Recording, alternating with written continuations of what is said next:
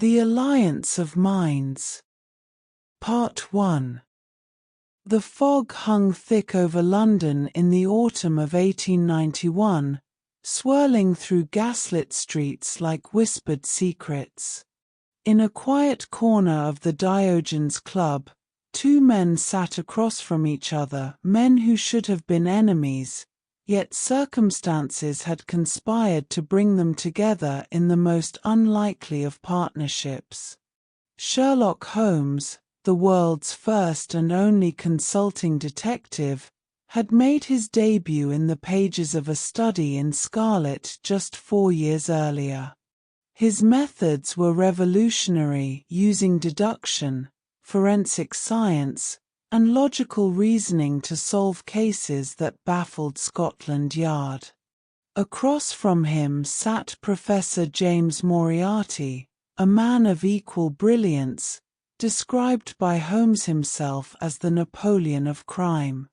Moriarty had once been a respected mathematics professor who authored a treatise on the binomial theorem that earned him acclaim throughout academic circles across Europe.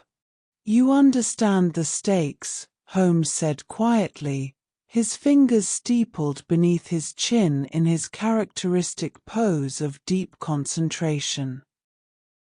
Moriarty nodded slowly. "A threat neither of us can face alone." How perfectly ironic. Their unlikely alliance had been born of necessity. A criminal organization from the continent, more ruthless and far-reaching than anything even Moriarty had constructed, threatened to engulf London in chaos. This syndicate dealt in weapons that could reshape modern warfare, in blackmail that reached the highest levels of government, and in a drug trade that made opium dens look like tea parlors. Holmes lived at 221B, Baker Street with his friend and chronicler, Dr. John Watson, a former army surgeon who had served in Afghanistan. Watson's accounts of Holmes's cases had made the detective famous throughout England, though Holmes himself often lamented that Watson romanticized his methods rather than focusing on the pure science of detection. Moriarty's criminal network had once spanned the breadth of England, touching everything from petty theft to grand political conspiracies. At the height of his power, he controlled nearly half the criminal enterprises in London, all while maintaining the respectable facade of a mathematics tutor. His genius lay not in violence, but in organization. He was the spider at the center of a vast web, pulling strings invisible to all but the most observant eye. The Seven Stars Society, Holmes began, referring to their common enemy. They've established operations in Whitechapel, Southwark, and Limehouse. Their leader remains unknown, operating through intermediaries. "A strategy one once employed myself," Moriarty admitted with a thin smile. "Though I suspect this adversary lacks my restraint." Holmes had faced death countless times in his career, but none so dramatically as his supposed encounter with Moriarty at Reichenbach Falls in Switzerland. That confrontation, which Watson would later chronicle, was meant to have ended with both men tumbling to their deaths in the churning waters below. Yet here they both sat, very much alive, the mutual destruction they'd nearly wrought upon each other now redirected toward a common foe. The detective reached into his coat and produced a leather folder containing photographs, newspaper clippings, and handwritten notes. 3 cabinet ministers compromised. The Constantinople arms shipment. The disappearance of the Carlisle diamonds. All connected. Moriarty studied the documents with the same intensity he once applied to complex mathematical equations. His mind, Holmes knew, could process information at remarkable speed, seeing patterns where others saw only chaos. It was this very quality that made him such a danger.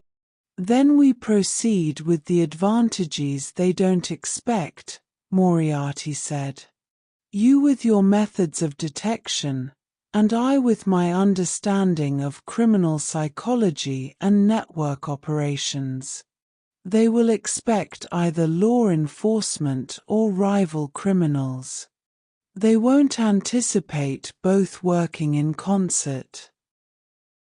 Outside, the fog pressed against the windows of the Diogenes Club, that strange establishment where conversation was forbidden and members sat in absolute silence, reading their papers and contemplating their thoughts.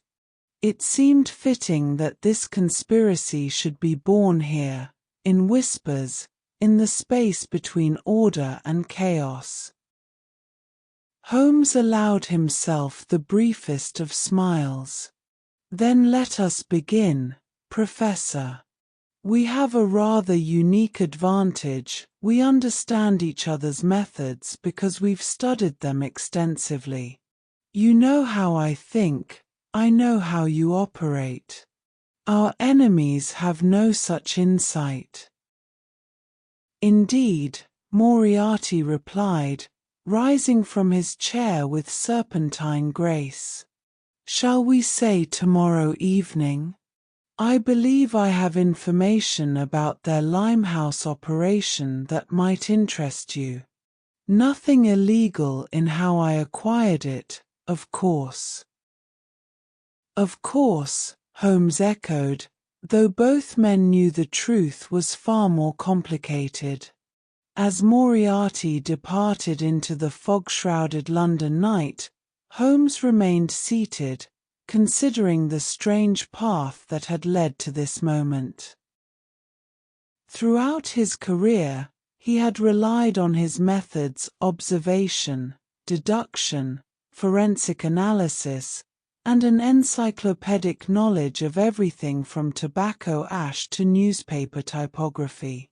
These skills had solved murders, recovered stolen jewels, prevented blackmail, and even averted potential international incidents. But now he would be applying those same methods alongside a man whose criminal genius he had once devoted himself to stopping. The irony was not lost on him, nor was the danger.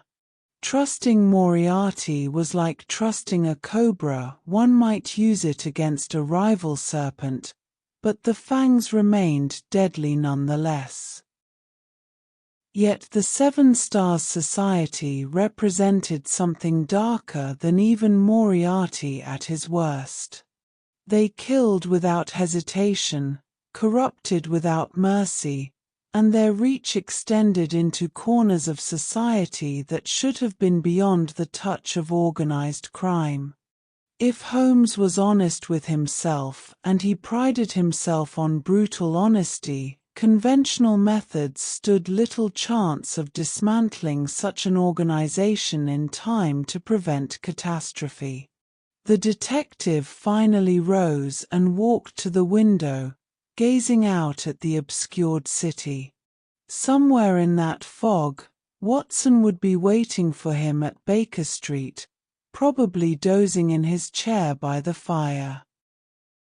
Somewhere, too, Mrs. Hudson, their long-suffering landlady, would be preparing tea, disapproving of the irregular hours Holmes kept but loyal nonetheless. And somewhere, in the darkest corners of London, the Seven Stars Society was advancing their plans, unaware that the two greatest minds in England, one dedicated to justice, one versed in every shade of crime, had just agreed to stop them. The game, as Holmes was fond of saying, was afoot. But this time, the game had changed entirely. The Alliance of Minds. Part 2. The morning arrived with pale sunlight filtering through the persistent London fog, casting long shadows across Baker Street. Sherlock Holmes sat in his armchair, violin resting across his lap, fingers absently plucking at the strings as his mind worked through the labyrinth of the case before him. Dr. Watson had long ago learned to recognize this particular mood. His friend was deep in thought, constructing mental architectures of deduction and possibility. "You're troubled," Watson observed from behind his newspaper, the Times rustling as he lowered it to study his companion. Holmes ceased his playing and set the violin aside with careful precision. "I am calculating, Watson. The variables in this equation are unlike any I've encountered." What Holmes didn't mention was his evening appointment with Professor Moriarty. Watson knew of Moriarty's existence. Of course, Holmes had spoken of him as the most dangerous criminal mind in Europe, the organizer of half that was evil and nearly all that was undetected in London. But Watson believed, as most of the world did, that Moriarty had perished at Reichenbach Falls during that fateful confrontation in Switzerland. The truth was far more complicated. Holmes had indeed grappled with Moriarty on that precipice, but both men had managed to find purchase on the cliff face, each clinging to life by sheer determination and anatomical knowledge of grip strength and leverage. They had regarded each other from their respective positions, both recognizing that completing their mutual destruction would serve no purpose. In silent agreement, they had climbed to safety on opposite sides of the falls and parted ways, each allowing the world to believe the other dead. "I shall be out this evening," Holmes announced, rising from his chair with sudden energy. "There are inquiries to be made regarding the Whitechapel matter." Watson nodded, accustomed to his friend's mysterious comings and goings.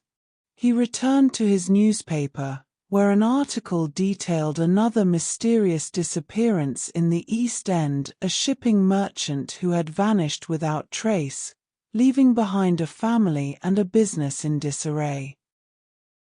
Holmes's own methods of investigation were meticulous and varied.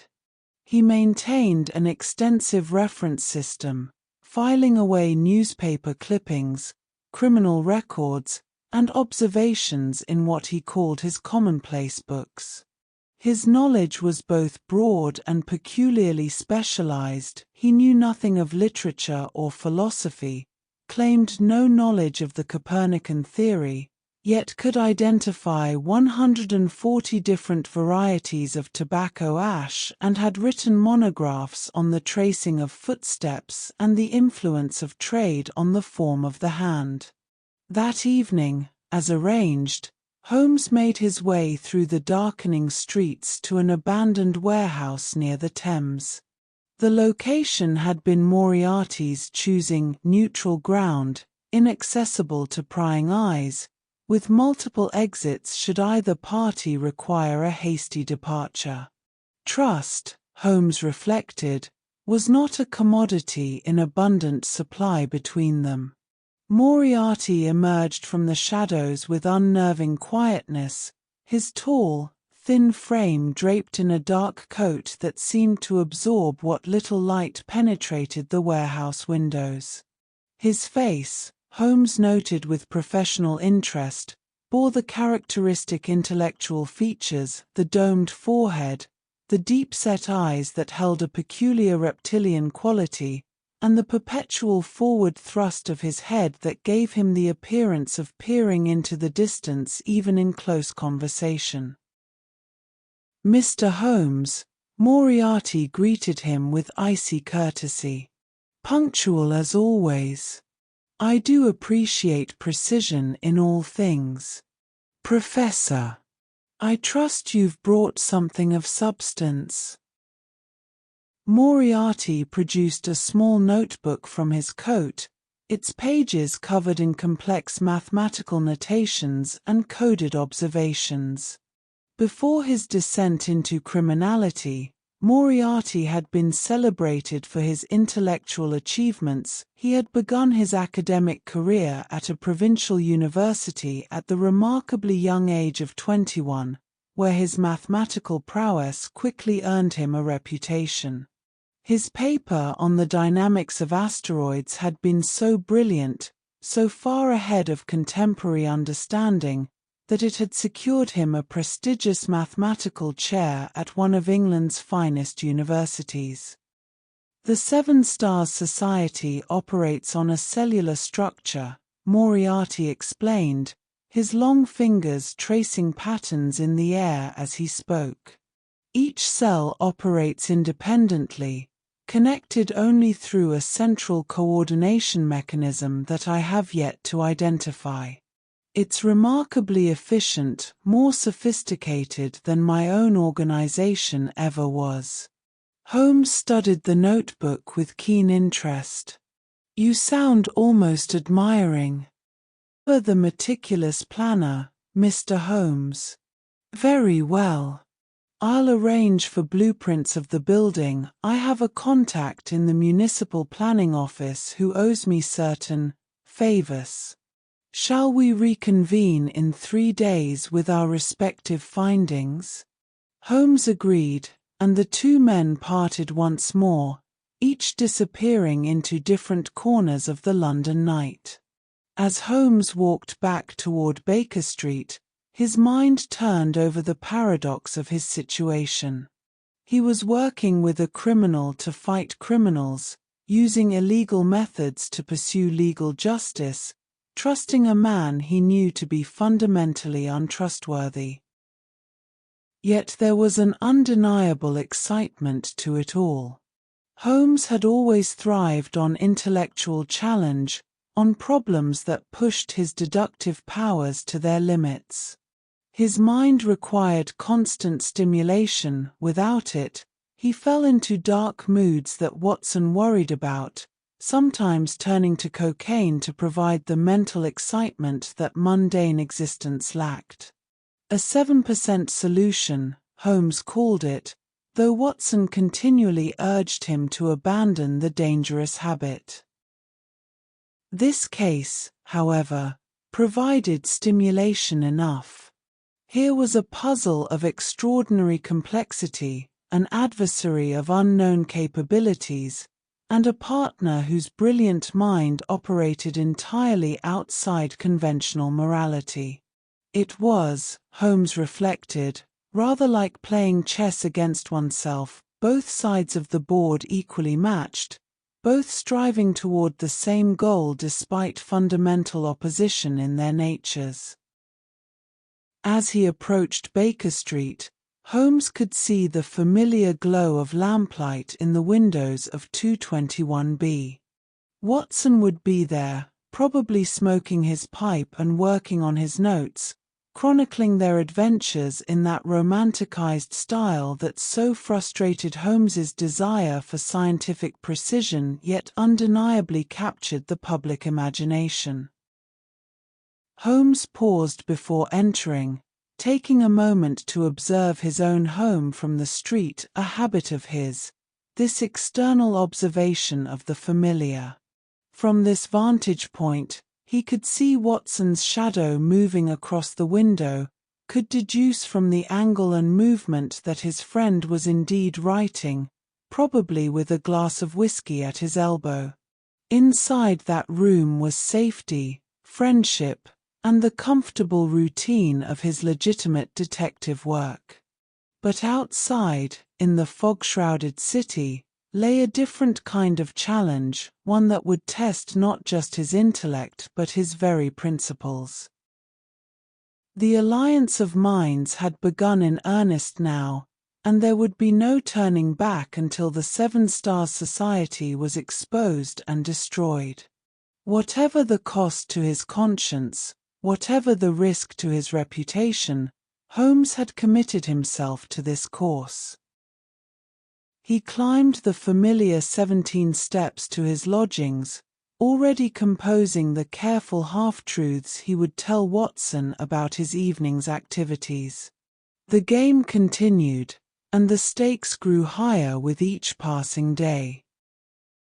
Let your thoughts drift now, following the foggy streets and shadowed alliances, as two brilliant minds work in uneasy partnership toward justice.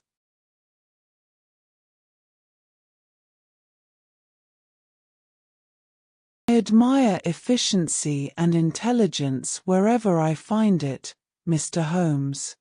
Surely you understand that impulse. One does not become proficient in one's field by dismissing the innovations of others. There was truth in that. Holmes himself had always maintained a certain professional respect for clever criminals, just as a master chess player might appreciate an opponent's brilliant gambit even while working to counter it. Criminal investigation, Holmes often reflected, was an art as much as a science, requiring not just logical deduction but imaginative reconstruction of events and motivations. Their operations in Limehouse, Moriarty continued, center around a tea import business.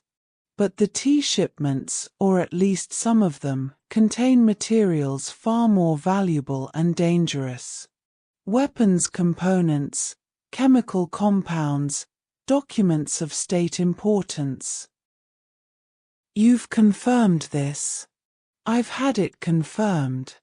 I maintain associates who can observe without being observed. Old habits, you understand. Holmes did understand. Despite his fall from public grace and supposed death, Moriarty had retained connections throughout London's underworld. These weren't the violent thugs and common criminals that populated the lower echelons of organized crime, but specialists, forgers, safecrackers, confidence men, individuals with particular skills and a certain code of professional conduct. Colonel Sebastian Moran, for instance, had been Moriarty's chief of staff, his right-hand man in countless operations. Moran was the best heavy-game shot in the Eastern Empire, a marksman of extraordinary skill who had turned those talents to less sporting pursuits. The tea merchant's name? Holmes inquired. Aldridge Exports. Owned by a Mr. Jonathan Pemberton, at least on paper. In reality, Pemberton is a fiction, the business is controlled by the society. Holmes absorbed this information, his mind already calculating the implications. We'll need evidence that would satisfy a court. Simply knowing of criminal activity is insufficient without proof. Ah, but that's where our partnership proves its value, Moriarty said, a thin smile crossing his features. You gather evidence through your legal methods, observation, deduction, forensic analysis. I gather it through alternative channels. Between us, we construct an unassailable case. It was an elegant solution, Holmes had to admit, even as it troubled him. He was, in effect, using Moriarty's criminal expertise and contacts to pursue justice, a philosophical contradiction that would have pleased the professor's love of irony. Holmes had always operated within the bounds of the law, though he occasionally bent those bounds when justice demanded it. His brother Mycroft had once warned him about the dangers of moral ambiguity, but Mycroft himself operated in shadows far deeper than anything Holmes encountered in his detective work. "There's another matter," Moriarty added, his voice dropping to barely above a whisper. "The Society has been making inquiries about both of us. They know I'm alive, and they suspect you might have survived our supposed mutual destruction. They're searching." This was troubling news indeed. Holmes had maintained his anonymity carefully since his return to London, avoiding public cases and working only through intermediaries when necessary. If the Seven Stars Society had begun actively hunting them, the timeline for their investigation would compress dramatically. "Then we must move more quickly," Holmes concluded. "This Aldridge exports, I'll arrange surveillance through official channels. Scotland Yard can be notoriously obtuse, but Inspector Lestrade has proven himself competent on occasion and trustworthy always." Inspector G. Lestrade of Scotland Yard was one of the few police detectives Holmes genuinely respected, despite the inspector's conventional thinking. Lestrade was small, wiry, and ferret-like in appearance, but he possessed something Holmes valued above raw intellect: integrity. When Lestrade was assigned a case, he pursued it with bulldog determination and an honest desire for justice rather than personal glory.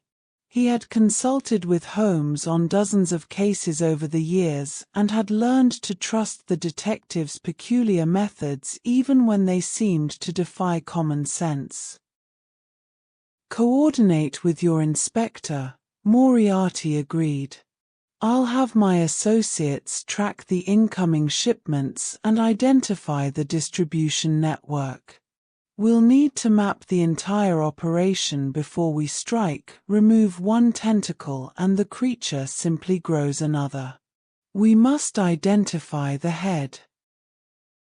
Holmes nodded slowly, recognizing the wisdom in Moriarty's approach. It was exactly how he himself would proceed, though hearing such strategic thinking from a criminal mind gave it a discordant quality. They were, in many ways, mirror images of each other, both possessed of extraordinary intellectual gifts, both capable of seeing patterns invisible to ordinary minds, both driven by an almost obsessive need to impose order on chaos. The difference lay solely in the moral framework within which they operated.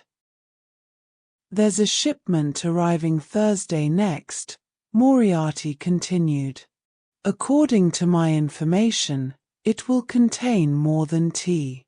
This may be our opportunity to infiltrate their operation. I'll need to examine the warehouse beforehand," Holmes said. "The layout, the security measures, the patterns of activity. One cannot spring a trap without understanding the ground upon which it's laid." The Alliance of Minds. Part 3.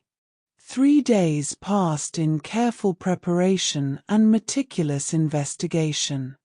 Holmes spent his mornings at Scotland Yard, poring over shipping manifests and customs records with Inspector Lestrade, while his afternoons were devoted to what he told Watson were inquiries into certain mercantile irregularities. The truth, of course, was far more complex. On the appointed evening, Holmes returned to the Thameside warehouse, where Moriarty awaited him with a collection of documents that would have made any magistrate question their source. Spread across a makeshift table were building plans, guard rotation schedules, and detailed sketches of the Aldridge exports facility. "Your contact in the planning office is remarkably thorough," Holmes observed, studying the blueprints with professional appreciation. "Former contact," Moriarty corrected. I've severed most of my criminal connections since our arrangement began. It seemed prudent. The fewer threads connecting me to my former life, the less leverage the Seven Stars Society has to expose me. Holmes glanced up sharply. This was unexpected. You're dismantling your organization? What remains of it? Yes. I'm not a sentimental man, Mr. Holmes, but I recognize when circumstances have changed irrevocably. Besides, my mathematical work has always been my true passion. Crime was merely a means of funding research that the academic establishment deemed too radical, too unconventional. There was something almost melancholic in Moriarty's tone, a rare glimpse beneath the cold intellectual exterior. Holmes understood the sentiment better than he cared to admit. His own passion for detective work had often isolated him from conventional society, made him strange and apart from ordinary human concerns. Watson often remarked on Holmes's machine-like quality, his tendency to dismiss emotions as interfering with clear thinking. "Tell me about the guard rotations," Holmes said, returning to the matter at hand. Moriarty traced a long finger across the building schematic. 4 guards, rotating every 6 hours. They change at midnight, 6 in the morning, noon, and 6 in the evening.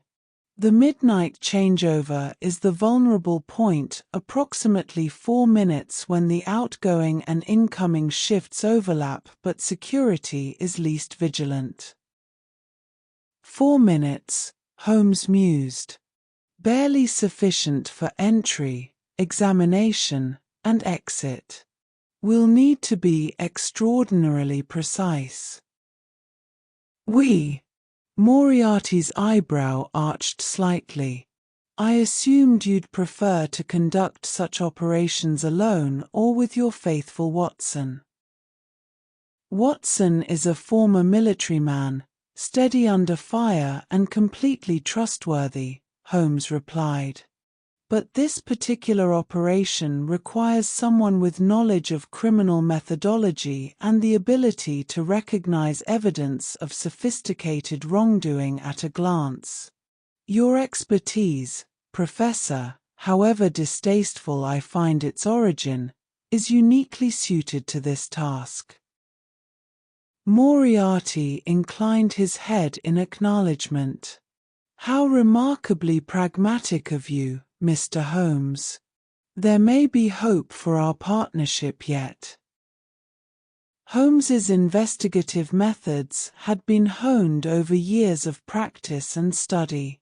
He had trained himself in observation to an extraordinary degree, noticing details that others overlooked: the scuff of a shoe, the stain on a cuff, the peculiar way a man held his walking stick.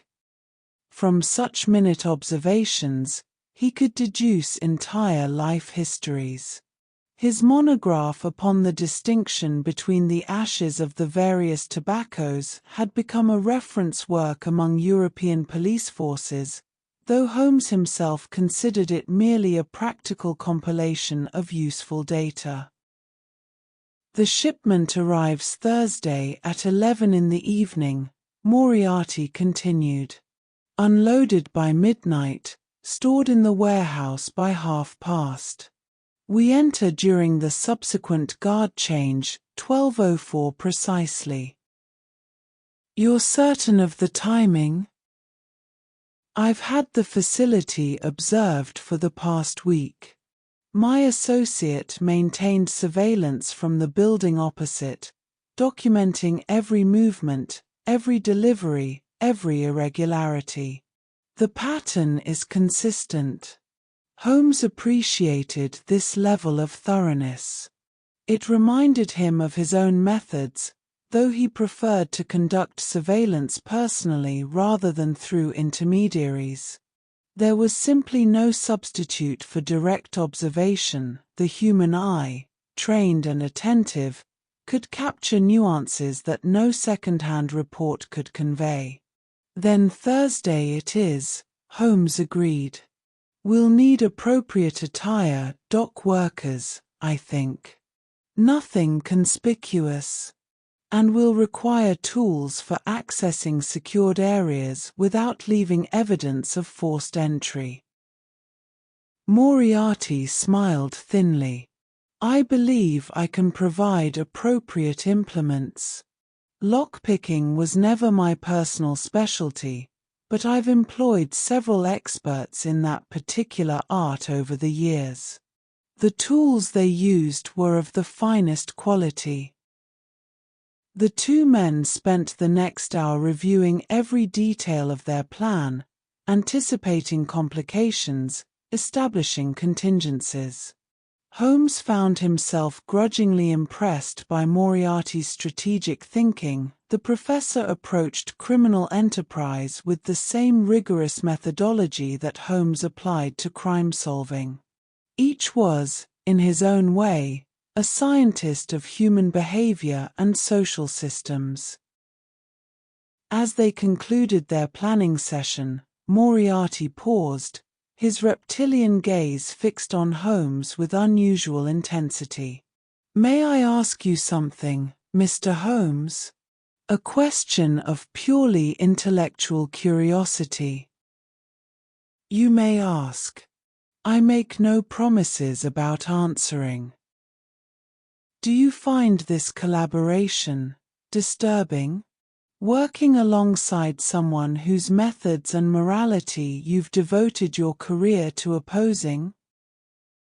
Holmes considered the question carefully.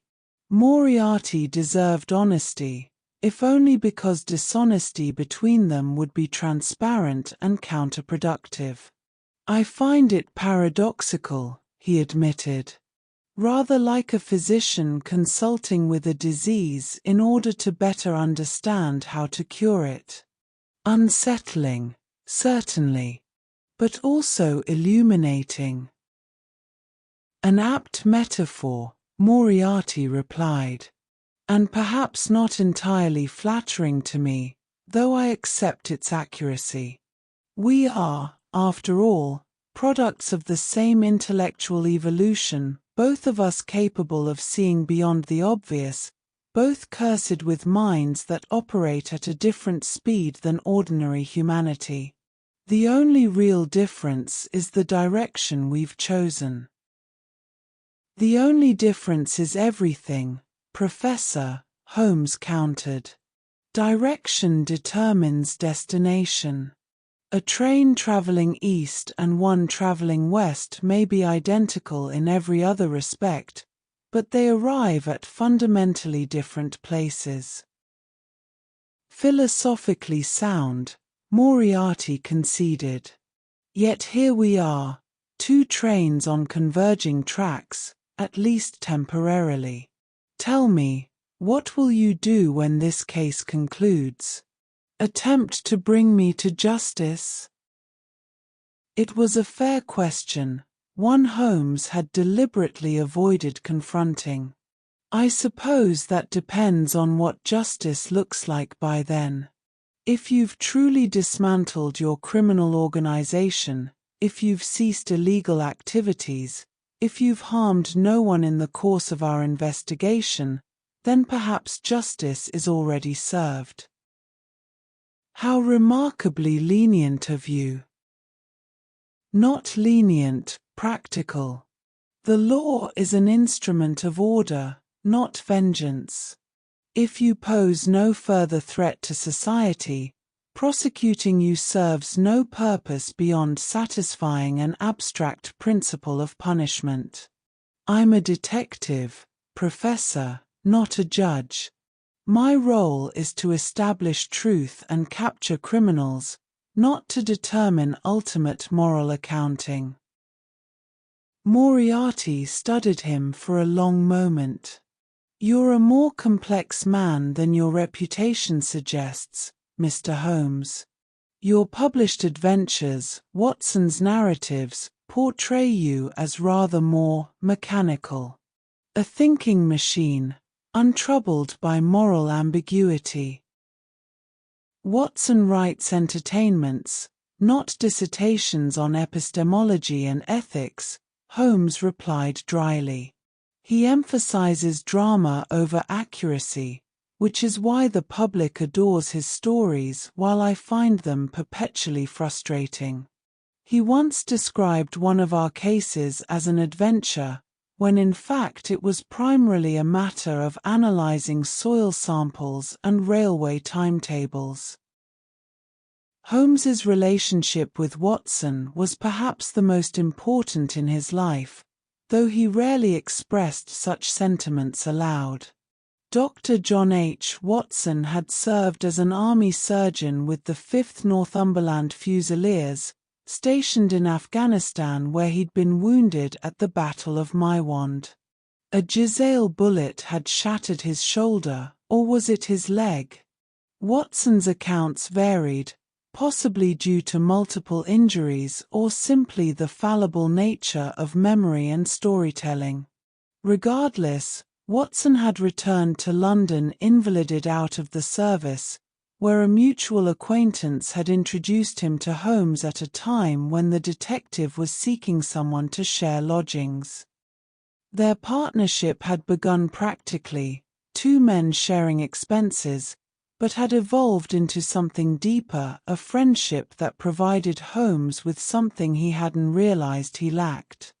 Watson served as his anchor to conventional humanity, his conscience when the cold logic of deduction threatened to overwhelm human compassion, and his chronicler, transforming dry investigative work into narratives that captured public imagination. Your Watson is a fortunate man, Moriarty observed. To have a friend who tolerates such eccentricity with patience and loyalty. I've never permitted myself such attachments. Colonel Moran was perhaps the closest, but that was always an employer-employee relationship, never true friendship. Colonel Sebastian Moran had indeed been Moriarty's most dangerous associate, a man whose skill with a rifle was matched only by his complete lack of moral scruple. Moran had been the second most dangerous man in London during Moriarty's criminal reign, his personal enforcer for operations requiring violence or intimidation. He was also a paradox, a decorated military officer who had turned to crime, a gentleman by birth who had become a murderer for hire. Attachments create vulnerabilities, Holmes acknowledged. But they also provide perspective. Without Watson, I suspect I would have long since disappeared entirely into the abstract realm of pure logic, losing touch with the human elements that make detective work meaningful. We solve crimes not merely as intellectual exercises, but because those crimes harm people. Watson reminds me of that. Perhaps that's why I became what I am, Moriarty mused, almost to himself. No Watson to provide moral ballast. Just the pure mathematical beauty of organization, of systems and patterns, divorced from consideration of human cost. Holmes had no response to this. The insight was too raw, too honest, and far too late to change the past. Instead, he gathered the documents they'd been reviewing and prepared to depart. Thursday night, then. 11:40 at the corner of Warping Lane and Artichoke Hill. We approach separately and meet there. Agreed. And Mr. Holmes? Thank you for the conversation. Such discussions are rare for men like us. Holmes nodded curtly and left the warehouse, emerging into a London night that had cleared somewhat, the fog lifting to reveal stars overhead rare for the city, where smoke and coal dust usually obscured the heavens. He walked slowly back toward Baker Street, his mind processing not just the logistics of Thursday's operation but the strange, unsettling conversation with Moriarty. The professor was right about one thing: they were alike in more ways than Holmes found comfortable. Both possessed minds that operated at a different frequency than normal human thought. Both were capable of sustained intellectual effort that would exhaust ordinary people. Both found conventional social interaction tedious and unfulfilling. The primary difference was indeed direction, as Holmes had said, but also the presence or absence of moral framework. Holmes had his own moral code, though it didn't always align with conventional law. He'd allowed criminals to escape justice when circumstances warranted mercy, had bent rules when rigid adherence would have produced unjust outcomes. Watson sometimes worried about this flexibility, but Holmes considered it essential. Law was a tool for justice, not a replacement for it. When he arrived at Baker Street, Watson was indeed waiting, though now seated by the fire rather than at his desk. The good doctor looked up as Holmes entered, his expression concerned. "You look troubled, Holmes. Is the case proving difficult?" "All worthwhile cases prove difficult, Watson. Otherwise they'd hardly be worth pursuing." Holmes removed his coat and settled into his chair across from his friend. "Tell me, what do you make of redemption? Can a man truly change his fundamental nature?" Watson considered this unusual question.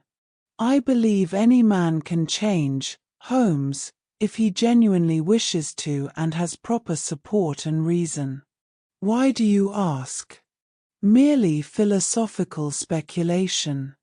I've been thinking about the nature of criminality, the distinction between those who commit crimes from circumstance versus those whose entire worldview is criminal."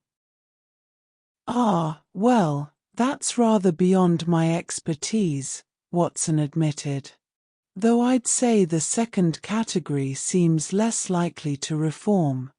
A man who steals bread to feed his family might easily become honest given better circumstances. But a man who sees all of society as something to exploit, that speaks to deeper corruption of character." Holmes nodded thoughtfully. Watson's perspective was precisely the common-sense view that made him so valuable. He provided the conventional wisdom that Holmes's own thinking often bypassed. A reasonable distinction. Though I wonder if intellectual understanding of one's own corruption might itself be a form of redemption, even without changed behavior. "Holmes, you're being remarkably abstract this evening. Has something happened?" "Nothing of immediate concern, Watson. Simply the usual considerations that arise in complex cases, questions of motivation, reformation, the roots of criminal behavior." Watson accepted this explanation, though Holmes could see his friend remained curious. It was one of Watson's endearing qualities, his acceptance of Holmes's mysterious ways combined with persistent gentle curiosity. He never pushed too hard, never demanded explanations Holmes wasn't prepared to give, yet his presence itself served as a reminder that there were people who cared about Holmes's well-being beyond his usefulness as a detective. "I'll be going out Thursday evening," Holmes mentioned. "Late. Don't wait up." Another aspect of this mercantile investigation? Precisely. Surveillance work, quite possibly tedious. You'd be bored senseless. Watson smiled. I've learned to trust your judgment on such matters. Though do be careful, Holmes. These late-night excursions have a way of becoming dangerous. I'm always careful, Watson. Calculated risk is not the same as recklessness. As Watson returned to his reading and Holmes took up his violin, the detective's mind was already moving through the choreography of Thursday's infiltration, every movement, every contingency, every possible complication. It would be dangerous, certainly, but danger was an old companion to Sherlock Holmes. What troubled him more was the question Moriarty had raised about afterward. When this case concluded, when the Seven Stars Society was dismantled, what then? Could he truly let Moriarty simply walk away? Should he? These were questions without clear answers, problems that pure logic couldn't solve. But they would have to wait. First came Thursday, and the beginning of their direct action against the enemy they both faced. Holmes drew his bow across the violin strings, producing a melancholic melody that drifted through the rooms of 221B, Baker Street, a soundtrack to contemplation and the gathering storm of events to come. Let your mind wander now through the gaslit streets, following the preparations for the operation ahead, as unlikely allies move toward their first true test. Now, Moriarty whispered, and they moved. Their approach was swift but unhurried. Nothing about their movement suggested anything but legitimate business. Holmes had learned long ago that confidence was the best disguise. People rarely questioned those who appeared to belong. They crossed the street and slipped along the warehouse's north wall, where shadows were deepest and sight lines from the guard positions were obscured. The side entrance was secured with a substantial padlock. Moriarty withdrew a pick from the case and had it open in less than 30 seconds, his long fingers working with surprising delicacy. They slipped inside, easing the door closed behind them with barely a whisper of sound. The warehouse interior was vast and dark, lit only by a few scattered lamps near the main entrance where the guards congregated. Wooden crates were stacked in organized rows, creating corridors and dead ends, a maze of commercial goods awaiting distribution. Holmes could smell tea, certainly, but also other scents, machine oil, gunpowder, and something chemical he couldn't immediately identify. They moved deeper into the warehouse, navigating by the dim light filtering from distant lamps. Moriarty seemed to know exactly where he was going, leading them toward the northwest corner where the most recent shipment would have been placed. Holmes's observational powers noted everything: the types of crates, the marking systems, the way certain containers were positioned separately from others, as if they required special handling. There, Moriarty breathed, indicating a cluster of crates marked with a 7-point star, the symbol of their adversary. These arrived on tonight's shipment. Holmes examined the nearest crate. It was constructed of heavy wood, bound with iron straps, and secured with another lock. He gestured to Moriarty, who produced his picks once more. This lock proved more challenging, taking nearly 2 minutes to defeat.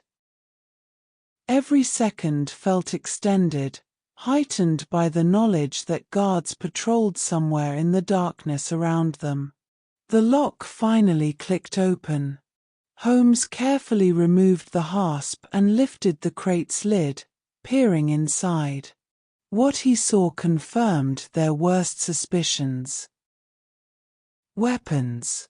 Not ordinary firearms, but something more sophisticated, rifles of a design Holmes didn't recognize, sleek and modern, accompanied by ammunition crates and what appeared to be technical diagrams.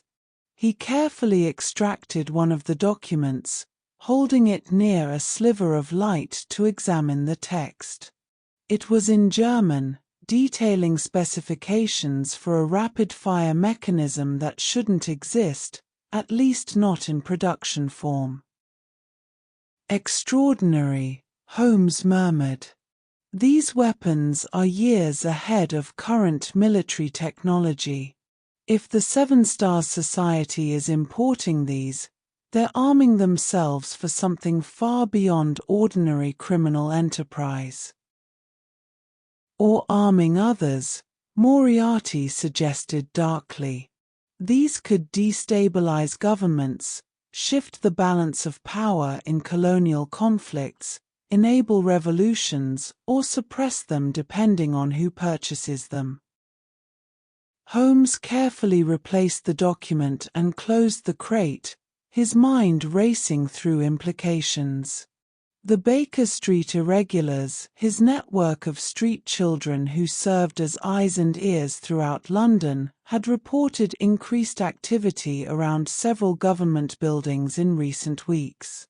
He'd dismissed it as coincidental, but now he wondered if the Seven Stars Society was positioning itself to influence British policy through the threat of armed insurrection or perhaps by supplying weapons to Britain's enemies abroad. The Baker Street Irregulars were one of Holmes's most valuable resources, though unconventional by any standard. Led by a sharp-witted boy named Wiggins, this network of street urchins could go places and observe things that an adult, especially one as distinctive as Holmes, could never access. They were loyal, clever, and motivated by the shillings Holmes paid for useful information. Watson had once expressed concern about employing children in potentially dangerous work, but Holmes had pointed out that these children were already on the streets, already exposed to danger. At least his employment gave them income and purpose. We need to examine more of these crates, Holmes decided. Establish the full scope of what they're importing. They moved systematically through the marked crates, carefully opening and cataloging contents. In addition to weapons, they found chemical compounds, some Holmes recognized as explosive components, others whose purpose remained mysterious. There were also documents, thick sheaves of papers in various languages, what appeared to be intelligence reports, and coded correspondence.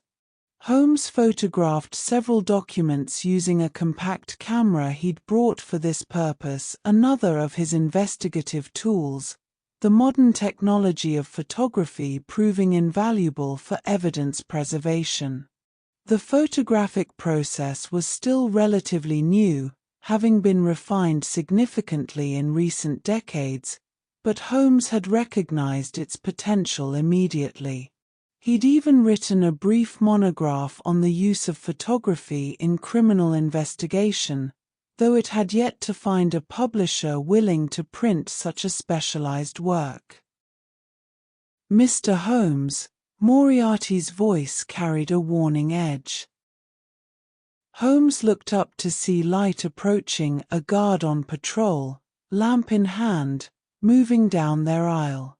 There was no time to replace the crate lid or retreat unnoticed. They pressed themselves against the stacked containers, becoming part of the shadows, as still as the crates themselves. The Alliance of Minds. Part 4. Thursday arrived with a cold rain that swept across London in waves, turning the cobblestones slick and treacherous. Holmes spent the day in apparent idleness, much to Watson's bemusement, lounging in his chair and smoking pipe after pipe of his strongest shag tobacco. But his mind was far from idle. He was mentally rehearsing every step of the evening's operation, visualizing the warehouse layout, calculating timing down to the second. "You're like a cat preparing to pounce," Watson observed from behind his medical journal. All that apparent laziness concealing coiled energy. Holmes smiled faintly. "An apt comparison, my dear Watson. Though I hope the mouse I'm hunting proves less elusive than most." As evening approached, Holmes dressed carefully in the rough clothing of a dock worker, coarse wool trousers, a heavy jacket that had seen better days, and a cap pulled low over his distinctive features. He was a master of disguise, able to transform himself so completely that even Watson had failed to recognize him on several occasions. This skill had served him well throughout his career, allowing him to move through different strata of London society undetected. Holmes's talent for disguise extended far beyond mere costume. He could alter his posture, his gait, even his apparent height through subtle adjustments of stance and bearing. He'd studied the mannerisms of different professions and social classes with the same meticulous attention he applied to tobacco ash or footprint analysis. A dock worker held his shoulders differently than a clerk. A gentleman's stride differed fundamentally from a laborious shuffle. These details, invisible to the casual observer, were essential to complete transformation. "Out for the evening, then?" Watson asked as Holmes prepared to depart. "Indeed. Don't expect me before dawn, possibly later. There are several establishments I need to visit, observations to make. The usual dreary surveillance work." Watson nodded, accustomed to his friend's nocturnal habits. Holmes felt a pang of guilt at the deception. Watson deserved better than these half-truths, but involving his friend in this particular operation would place him in an impossible position. Watson was fundamentally honest, incapable of the moral flexibility this case required. Better to keep him safely ignorant than burden him with knowledge of Holmes's alliance with Moriarty. Holmes made his way through the rain-slicked streets toward the East End, arriving at the corner of Warping Lane and Artichoke Hill precisely at 11:40. The area was quiet at this hour, most honest citizens long since retired, leaving the streets to those whose business flourished in darkness. Moriarty materialized from a doorway moments later, himself disguised as a warehouse supervisor, a role that suited his natural authority and allowed him to carry a clipboard and appear to have legitimate business in the area. "Punctual as always," Moriarty murmured, keeping his voice low. "The shipment arrived 20 minutes ago. They're unloading now, should be finished by midnight as predicted." "Any deviations from the expected pattern?" "None. 6 workers, 4 guards, 1 supervisor. All accounted for. The supervisor is the weak point. He's nervous, keeps checking his pocket watch, clearly uncomfortable with whatever cargo he's overseeing."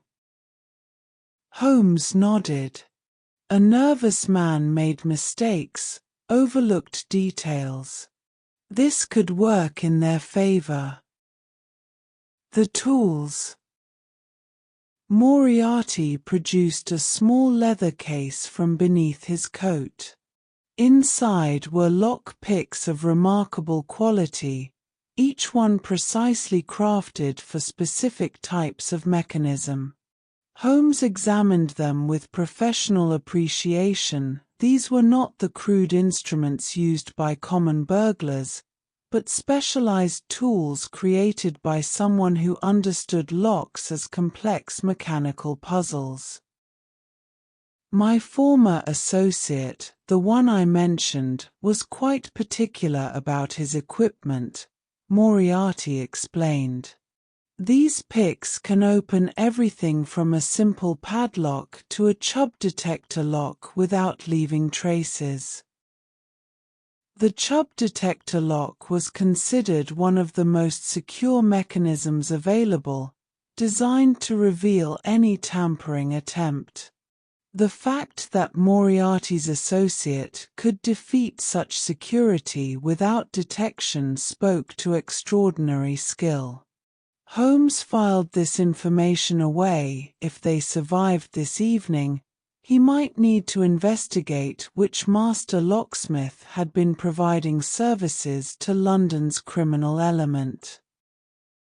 They waited in silence as midnight approached, watching the warehouse from their vantage point in a recessed doorway.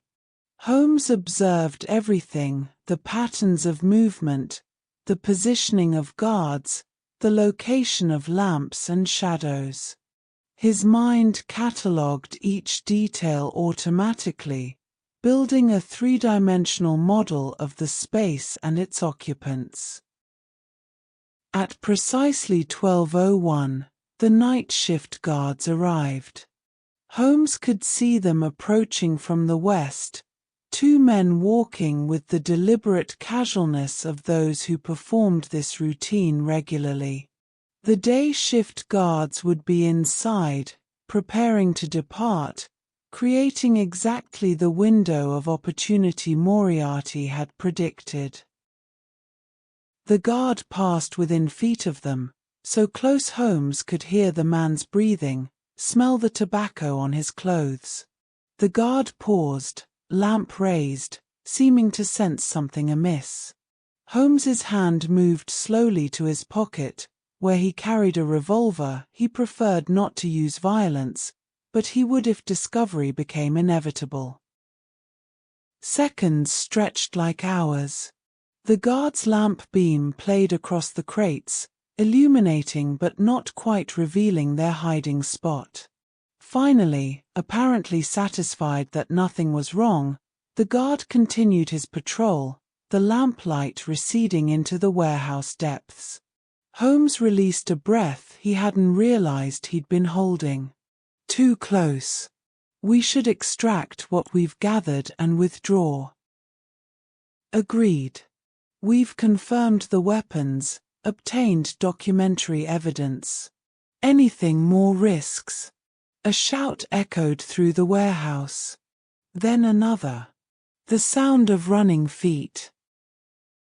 They've discovered the opened crates, Holmes said grimly. Time to leave. Quickly now, but carefully. Panic will only ensure capture. They moved swiftly back toward the side entrance, but already they could hear guards converging on their position, shouting to each other, organizing a search. Holmes's mind calculated escape routes, timing, probabilities of successful evasion. The odds were not favorable. They reached the side door to find it blocked. A guard stood outside, visible through the small window, obviously positioned there when the alarm was raised. Holmes and Moriarty exchanged glances. No words were necessary. Both minds arrived at the same conclusion simultaneously. The roof access, Moriarty whispered. Northwest corner, maintenance ladder. They reversed direction, moving quickly but not running. Running made noise that would give away their position. Behind them, the search intensified. Lamplight swung through the darkness like searching eyes. Voices grew closer, more urgent. The maintenance ladder was where Moriarty had indicated, a narrow iron framework ascending to a roof hatch. Holmes went first, climbing quickly, his hands finding rungs by feel as much as sight. Moriarty followed, and Holmes could hear the professor's breathing, controlled but labored. For all his intellectual prowess, Moriarty was not a young man, and physical exertion tested him. Holmes reached the roof hatch and pushed. It was secured from the inside with a simple bolt, which he slid back with numbed fingers. The rain had made everything cold and slick. The hatch swung open, and he pulled himself through onto the roof, immediately turning to assist Moriarty. Below them, a guard's lamp illuminated the base of the ladder. There. The roof. They ran across the sloped warehouse roof, rain lashing at them, making every step treacherous. The building adjoined another structure, a slightly lower warehouse separated by perhaps 8 feet of empty space. Without hesitation, Holmes leaped. He landed hard, rolling to distribute impact, coming up in a crouch as Moriarty made his own jump. The professor landed less gracefully, stumbling, and Holmes caught his arm to steady him. "This way," Holmes urged, spotting another roof access. They descended into a different building, a legitimate storage facility whose night watchman would hopefully not notice 2 more figures in the darkness. They emerged onto a side street, still moving quickly but no longer running, blending into what little nighttime foot traffic existed in this district. 3 streets away, certain they weren't being followed, they finally stopped in another doorway to catch their breath. "Well," Moriarty said between gasps, "that was more excitement than I've experienced in some time. Exhilarating, in a distressing sort of way." "We obtained what we needed," Holmes replied, patting his pocket where the camera and collected documents rested. "Evidence of illegal weapons importation, documentation of their network. This is precisely what we required to build our case. Assuming we can develop those photographs and translate those documents before the Seven Stars Society realizes exactly what we took and mounts a response." Holmes nodded grimly. "Then we'd best not waste time. I have contacts who can develop the photographs discreetly, and I know several translators who owe me favors. By tomorrow evening, we'll know exactly what we're dealing with." They parted ways once more, each returning to their respective corners of London's night. Holmes walked slowly back toward Baker Street, his mind processing everything they'd discovered. The weapons, the documents, the sheer scale of the operation, this was far larger than he'd initially suspected. The Seven Stars Society wasn't just another criminal organization, they were positioning themselves to influence international events, possibly even trigger conflicts that could reshape Europe's political landscape. When Holmes finally climbed the 17 steps to his lodgings, he found Watson asleep in his chair by the now dying fire, medical journal fallen to the floor. Holmes retrieved the journal quietly, placed it on the side table, and draped a blanket over his sleeping friend. Some friendships, he reflected, were worth preserving through selective honesty. Watson would learn the full truth eventually, he always did, and Holmes's adventures always found their way into Watson's narratives. But for now, letting his friend sleep peacefully seemed the kinder course. Holmes retired to his own room, but sleep eluded him. His mind continued processing, planning, calculating the next moves in this increasingly complex game. Somewhere across the city, Moriarty was likely doing the same, two brilliant minds working in parallel toward a common goal, separated by history and morality but united by necessity. The alliance continued, and the real work was only beginning. Let your thoughts drift now into the rain-soaked London night, following the evidence gathered and the dangers narrowly escaped, as the investigation deepens. The Alliance of Minds. Part 5. Morning arrived with pale sunlight breaking through London's persistent cloud cover, casting wan light across Baker Street. Holmes had managed perhaps 2 hours of sleep before rising to begin the urgent work of processing their findings from the previous night's infiltration. Watson discovered him in the sitting room surrounded by chemical baths and photographic equipment, the acrid smell of developing solution filling the air. "Good Lord, Holmes," Watson exclaimed, opening a window to admit fresh air. "You're developing photographs at 6 in the morning? When did you even take these?" "Last evening, during my surveillance work," Holmes replied, not looking up from the tray where images were slowly materializing in the chemical bath. Time-sensitive material that couldn't wait for conventional processing. Watson peered at the developing images, his medical training making him comfortable with scientific processes even if this particular application mystified him. "Those appear to be weapons and documents of some kind." Indeed. Evidence of a smuggling operation far more sophisticated than typical criminal enterprise. These rifles represent technology that shouldn't exist in production form, and the documents, well, they require translation, but I suspect they'll prove equally illuminating. Holmes had taught himself photography years earlier, recognizing its value for criminal investigation.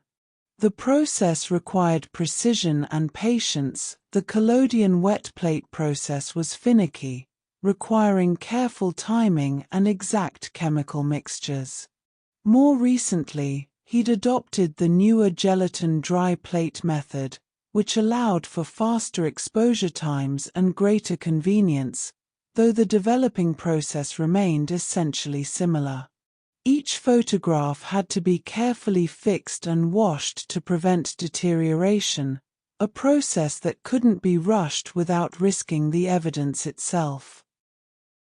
As the images emerged with increasing clarity, Holmes felt a grim satisfaction.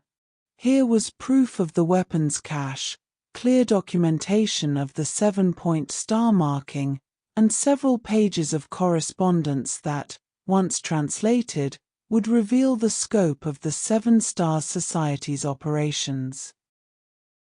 "I'll need to go out shortly," Holmes announced, carefully transferring the developed plates to a drying rack. "There's a translator in Bloomsbury, Professor Adele Stein, a philologist I've consulted before. He can handle the German documents, and possibly identify the other languages present." "You're pushing yourself too hard," Watson observed with the concern of both friend and physician. "You've had no proper sleep, you're running on nervous energy and tobacco smoke.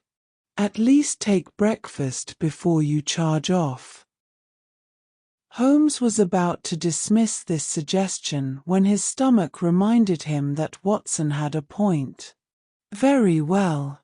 Mrs. Hudson's breakfast, then Adele Stein, then I have several other appointments throughout the day." Mrs. Hudson, their long-suffering landlady, had managed 221B, Baker Street for years with remarkable patience given her tenant's eccentricities. She tolerated Holmes's chemical experiments, his irregular hours, his occasional use of the sitting room for revolver practice, shooting holes in the wall to form a patriotic VR for Victoria Regina when boredom struck. She complained, certainly, but her complaints had a ritual quality, and she guarded Holmes's privacy fiercely, turning away unwanted visitors and providing alibis when circumstances required. Holmes suspected she was far more perceptive than she let on, understanding more about his work than she ever acknowledged. Over breakfast, which Holmes consumed mechanically, fuel rather than pleasure, Watson attempted casual conversation. This case you're pursuing, the mercantile irregularities. It seems to be consuming quite a lot of your attention. It's proven more complex than initially anticipated, Holmes admitted carefully. The scope continues expanding as I investigate. What appeared to be simple fraud has revealed connections to smuggling, possibly even international intrigue. Should you not inform Scotland Yard? If it's grown this serious. Inspector Lestrade is already involved, peripherally. But certain aspects of the investigation require discretion before official channels can be engaged. Evidence must be unassailable, connections clearly established. Otherwise, we risk alerting the perpetrators before we can act decisively.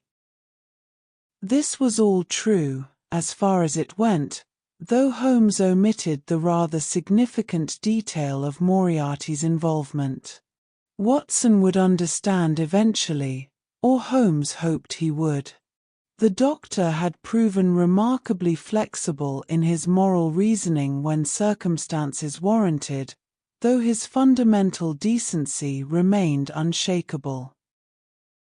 Holmes finished breakfast and departed for Bloomsbury, carrying the documents they'd obtained in a leather case. Professor Adele Stein maintained rooms near the British Museum, where he pursued his linguistic research surrounded by dictionaries in dozens of languages and manuscripts in ancient scripts. He was a small, elderly man with wild white hair and spectacles that perpetually threatened to slide off his nose, but his mind remained sharp and his discretion absolute. Mr. Holmes, Adele Stein greeted him warmly. It's been too long. What linguistic puzzle do you bring me today? Holmes spread the documents across the professor's desk. German primarily, but also what appears to be Russian and possibly Serbian or Croatian. I need translations by this evening if possible. The material is time-sensitive. Adele Stein examined the documents with professional interest, his fingers tracing lines of text as he mentally translated. German, yes, and Russian certainly.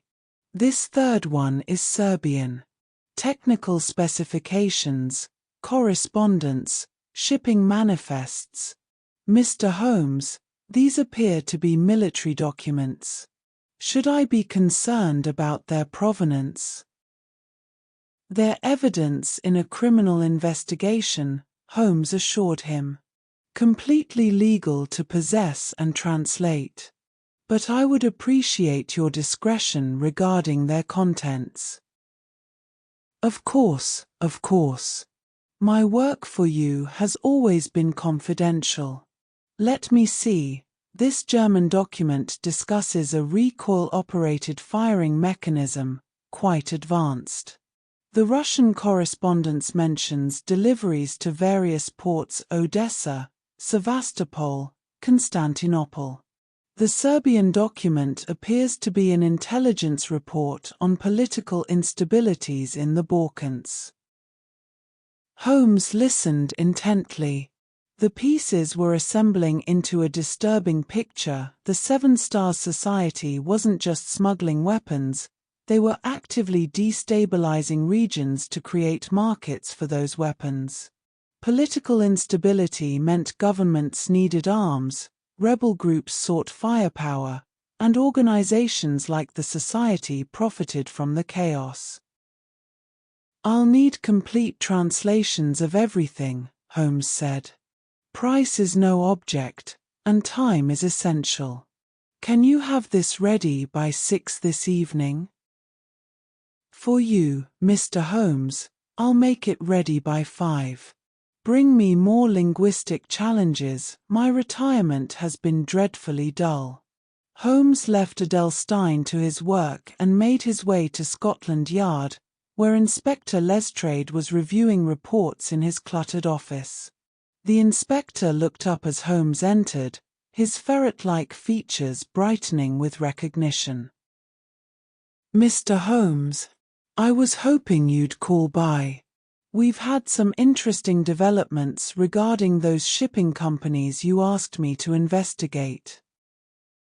Inspector G. Lestrade had been with Scotland Yard for over a decade, rising through the ranks through persistence and honest police work rather than brilliance. He lacked Holmes's deductive genius, but he possessed something equally valuable: the institutional authority to make arrests, obtain warrants, and mobilize the full resources of London's police force.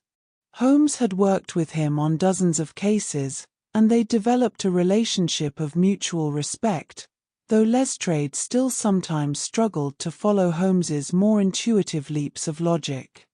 "Tell me everything," Holmes said, settling into the chair opposite Lestrade's desk. 3 shipping companies: Aldridge Exports, Pemberton Trading, and Middlesex Maritime. All 3 established within the past 18 months, all 3 handling imports from the continent, and all 3 showing the same peculiar pattern in their customs declarations. They're declaring low-value goods, tea, textiles, agricultural equipment, but the shipping weights don't match the declared contents. "You've confirmed this?" "Had the customs office pull records going back a year. The discrepancies are consistent and significant. Whatever they're really importing, it's considerably heavier than tea and cloth." Holmes felt a surge of satisfaction. "Excellent work, Lestrade. This corroborates evidence I've obtained through my own inquiries. Have you been able to identify the actual owners of these companies?" "That's where it gets murky. All 3 are registered to different individuals, but when we tried to locate these people, we found they don't exist, at least not at the addresses provided. The registrations appear to be fraudulent, using false identities." "A corporate shell structure," Holmes mused. "Classic technique for disguising ownership. Someone, or more likely an organization, controls all 3 companies but maintains apparent separation to avoid detection." "Precisely what I thought. But Mr. Holmes, if we're going to move against them, I'll need more than suspicious paperwork. I need evidence of actual criminal activity, something that will convince a magistrate to issue warrants." Holmes had anticipated this. "You'll have that evidence soon, Inspector. I'm currently gathering documentation that will prove illegal weapons importation, customs fraud, and conspiracy to supply arms to foreign entities.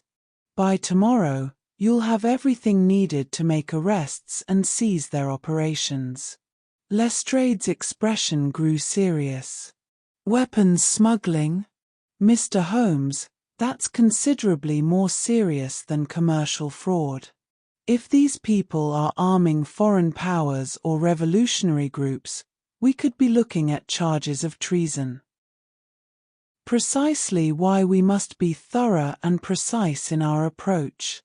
They mustn't have any opportunity to destroy evidence or flee the country. We need coordinated raids on all 3 shipping companies simultaneously, plus their warehouse facilities. That will require significant manpower and careful planning. I'll need to brief the chief inspector, possibly even the commissioner. Do what's necessary, but maintain absolute secrecy. I have reason to believe the Seven Stars Society, that's the organization behind these companies, has informants within various government agencies. Any leak could compromise the entire operation. Lestrade nodded gravely. I'll speak only to people I trust completely. Mr. Holmes, how did you become aware of this Seven Stars Society? They haven't appeared in any of our intelligence reports. Holmes had prepared for this question. Through my own investigative network. They've been operating carefully, avoiding police attention by maintaining seemingly legitimate business fronts. I became aware of them while investigating what appeared to be unrelated criminal activities that eventually proved connected. This was technically true, though it omitted the rather significant detail of Moriarty's involvement. Holmes was building toward a revelation of his alliance with the professor, but the timing had to be carefully managed. Lestrade was open-minded, but learning that Holmes had been working with Britain's most notorious criminal mastermind would require careful explanation and context. Holmes spent another hour briefing Lestrade on operational details, providing the inspector with enough information to begin planning the raids while withholding certain sensitive aspects of his investigation. When he finally left Scotland Yard, the afternoon was well advanced, and he had one more critical appointment. He made his way to a nondescript building in Soho, climbing 3 flights of narrow stairs to a small office marked only with the number 7. Inside, a young man named Langdale Pike maintained what was perhaps the most comprehensive gossip network in London.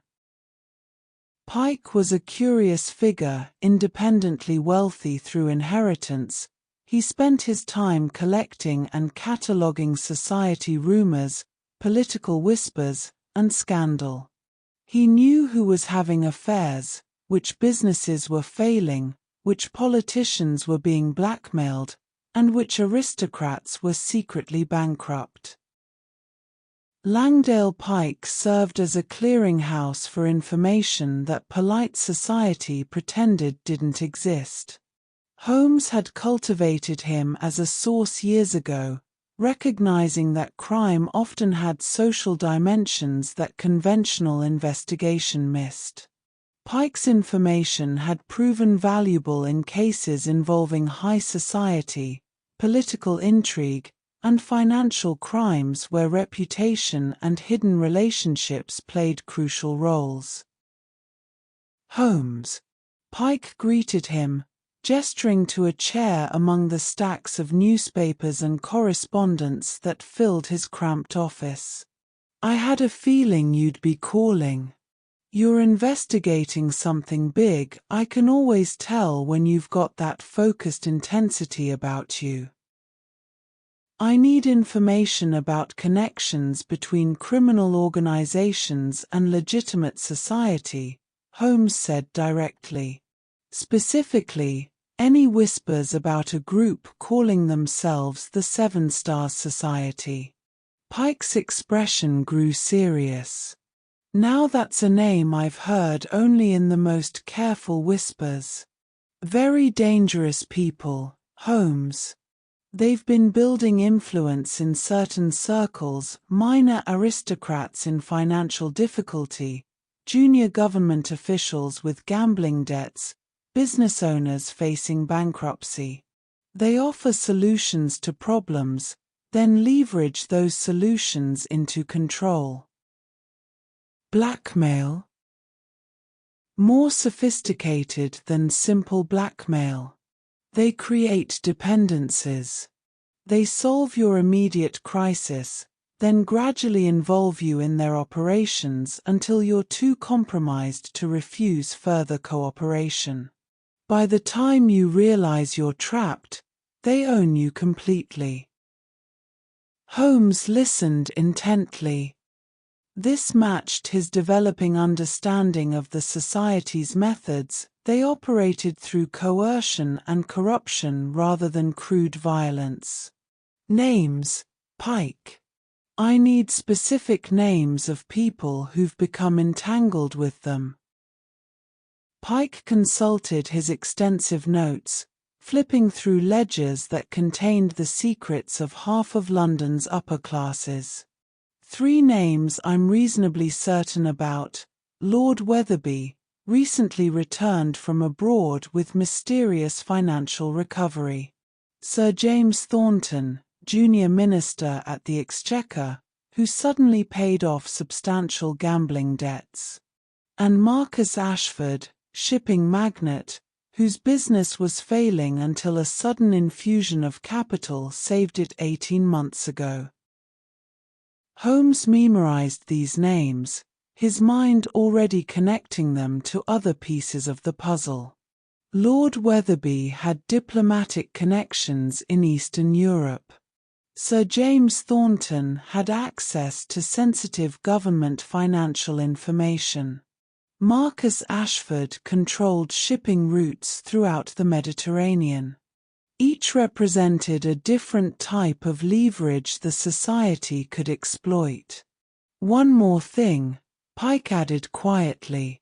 There are rumors, nothing I can confirm, that the society has been asking questions about you, Holmes. They know someone's investigating them, and they're trying to identify who. Be careful. These aren't your typical criminals. Holmes thanked Pike and departed, his mind working through implications. The society knew they were being investigated, which meant they'd be taking precautions, possibly preparing to eliminate the threat. Time was becoming increasingly precious. He returned to Bloomsbury to collect the translations from Professor Adele Stein, who'd completed the work with characteristic efficiency. The translated documents confirmed Holmes's suspicions, detailed plans for weapons distribution, correspondence with revolutionary groups in the Balkans and elsewhere, and financial records showing the staggering profits the society was generating from international instability. By the time Holmes returned to Baker Street, evening had fallen and Watson was preparing for bed after a day at his medical practice. Holmes found himself alone with his thoughts and the accumulated evidence of the past few days. He spread everything across his desk: photographs, translations, customs records, Pike's information about compromised officials. The picture was nearly complete. The Seven Stars Society was a criminal enterprise operating at an unprecedented scale, manipulating politics and conflict for profit while corrupting government officials and legitimate businesses to facilitate their operations. They represented something new: organized crime that thought strategically across nations and industries rather than limiting itself to traditional criminal activities. And standing against them were Holmes and Moriarty, detective and criminal mastermind, working in alliance because conventional methods stood no chance of victory. It was deeply ironic, Holmes reflected, that defeating this modern criminal organization required employing someone who had once represented the pinnacle of traditional organized crime. A knock at the door interrupted his thoughts. Mrs. Hudson appeared, looking concerned. "Mr. Holmes, there's a gentleman downstairs insisting on seeing you. He wouldn't give his name, but he said to tell you it concerns the matter of 7 stars. I didn't like his manner, sir. Shall I send him away?" Holmes's hand moved instinctively toward his revolver.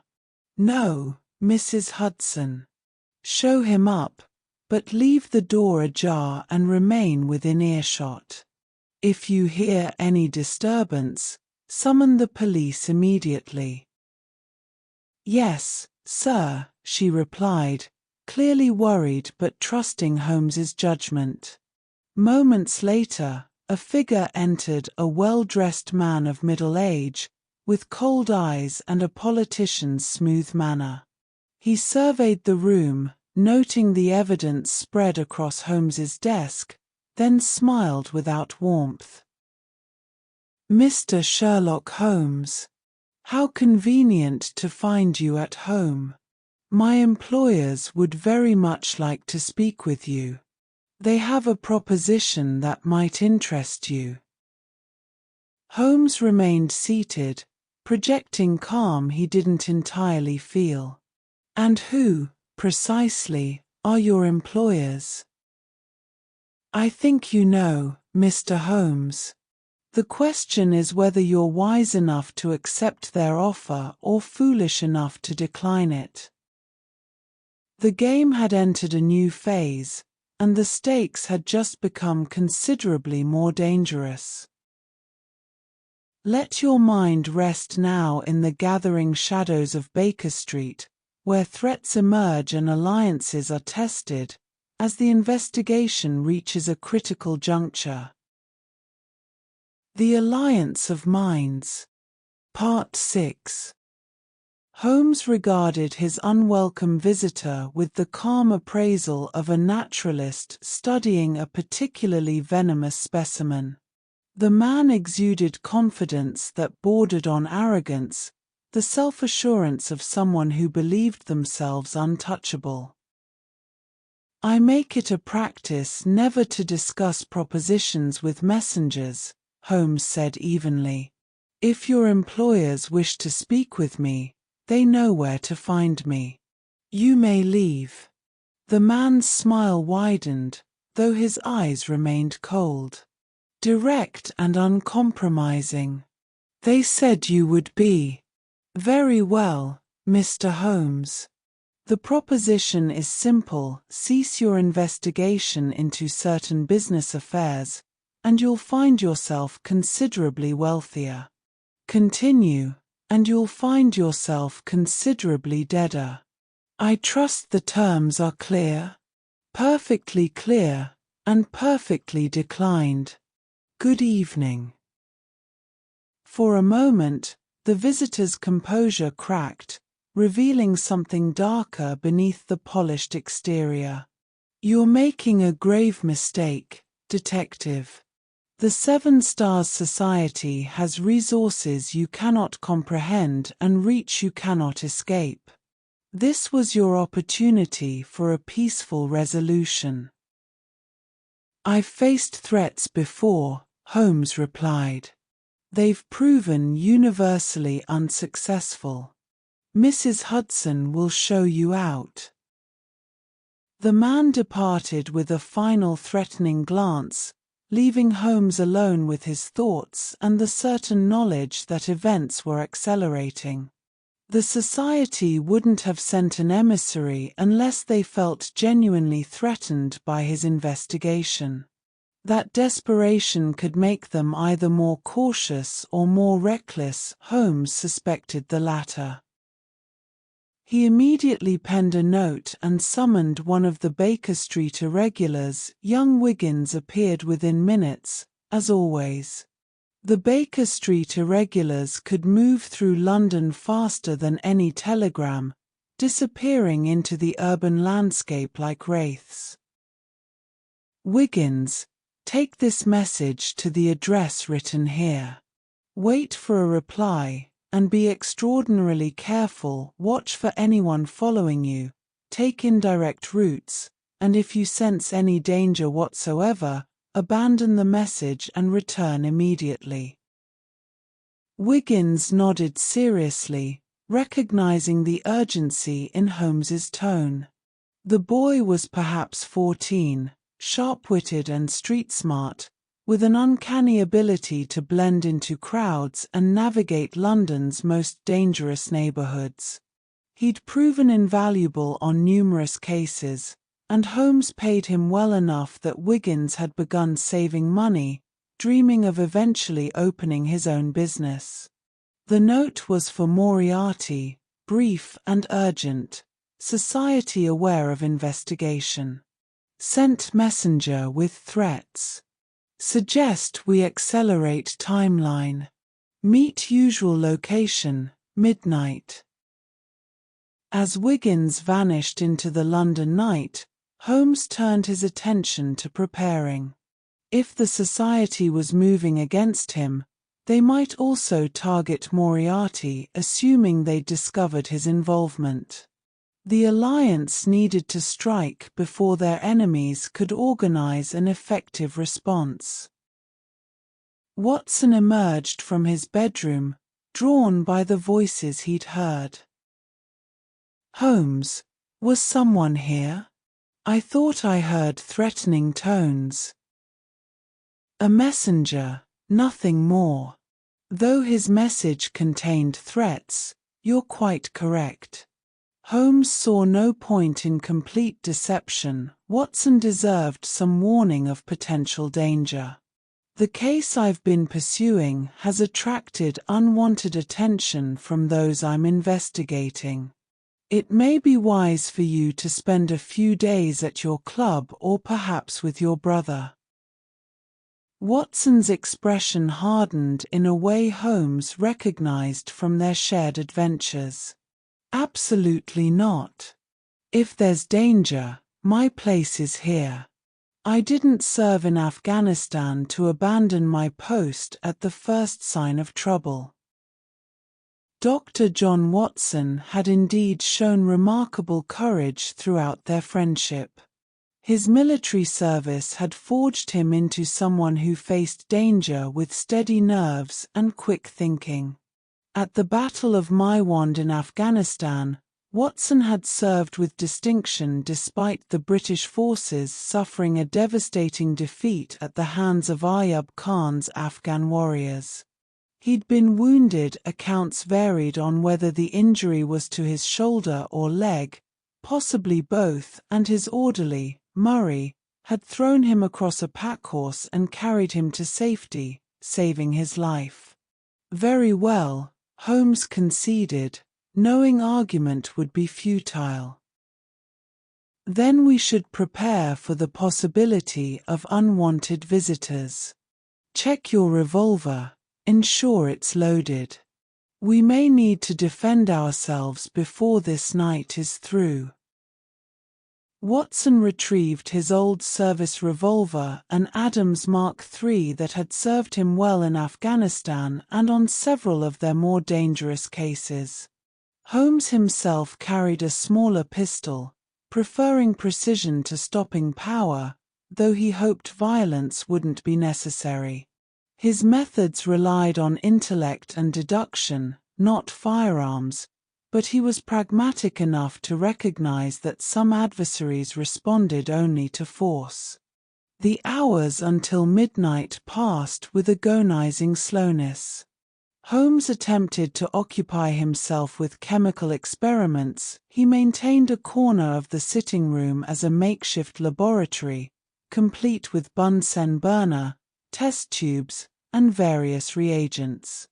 His experiments ranged from the practical testing for bloodstains or analyzing poisons to the purely theoretical. He'd published several monographs on technical subjects that had gained respect in forensic circles throughout Europe. Holmes's contributions to criminal science extended beyond mere practice. His monograph upon the distinction between the ashes of the various tobaccos, had become a reference work for police forces in multiple countries. He'd also written The Tracing of Footsteps, with some remarks upon the uses of plaster of Paris as a preserver of impresses, which revolutionized how investigators documented physical evidence at crime scenes. His work on the influence of trade upon the form of the hand had helped identify criminals based on occupational markers invisible to untrained observers. But tonight, even chemistry couldn't fully occupy his restless mind. He kept reviewing the case, checking for weaknesses in their approach, anticipating countermoves the society might employ. At 11:30, he donned his disguise once more and prepared to depart. "I'll be back before dawn," he told Watson. "If anyone attempts to enter the flat in my absence, do not hesitate to use your weapon. Better to explain shooting an intruder than to be killed by one." Watson nodded grimly, positioning himself in his chair with a clear view of the door and his revolver within easy reach. Holmes felt a surge of gratitude for his friend's loyalty. Not for the first time, he reflected on how fortunate he'd been that day years ago when young Stamford had introduced them at St. Bartholomew's Hospital. The journey to the Thameside warehouse required extra caution tonight. Holmes varied his route, doubled back several times to ensure he wasn't being followed, and took care to approach from an unexpected direction. Moriarty was already waiting when he arrived, and Holmes noted with approval that the professor had taken similar precautions. He'd positioned himself with multiple escape routes and clear sight lines to detect approaching threats. "Your message suggested urgency," Moriarty said without preamble. "What's happened?" Holmes recounted the evening's visitor and the society's threats. Moriarty listened intently, his reptilian features showing no emotion, but Holmes detected tension in the professor's posture, a subtle tightening that suggested genuine concern. "They're more aware than I'd hoped," Moriarty admitted. "I've also detected surveillance around my lodgings. Not overt, but present. They're watching both of us, trying to establish our movements and vulnerabilities." "Then we strike tomorrow," Holmes decided. "Lestrade is prepared to coordinate raids on their facilities. I have documentary evidence ready to present. We move before they can organize an effective defense." "Agreed, though I suspect they'll have contingencies. An organization this sophisticated doesn't operate without escape plans." Moriarty paused, then added with characteristic directness, "There's something else. Colonel Moran has been asking questions about me around London's underworld. He's seeking to locate me, and given our history, his intentions are unlikely to be friendly." This was troubling news. Colonel Sebastian Moran represented one of Moriarty's most dangerous former associates, a man whose loyalty had been secured through shared criminality and mutual profit. Moran was not only an expert marksman but also ruthless and intelligent, a combination that made him extraordinarily dangerous.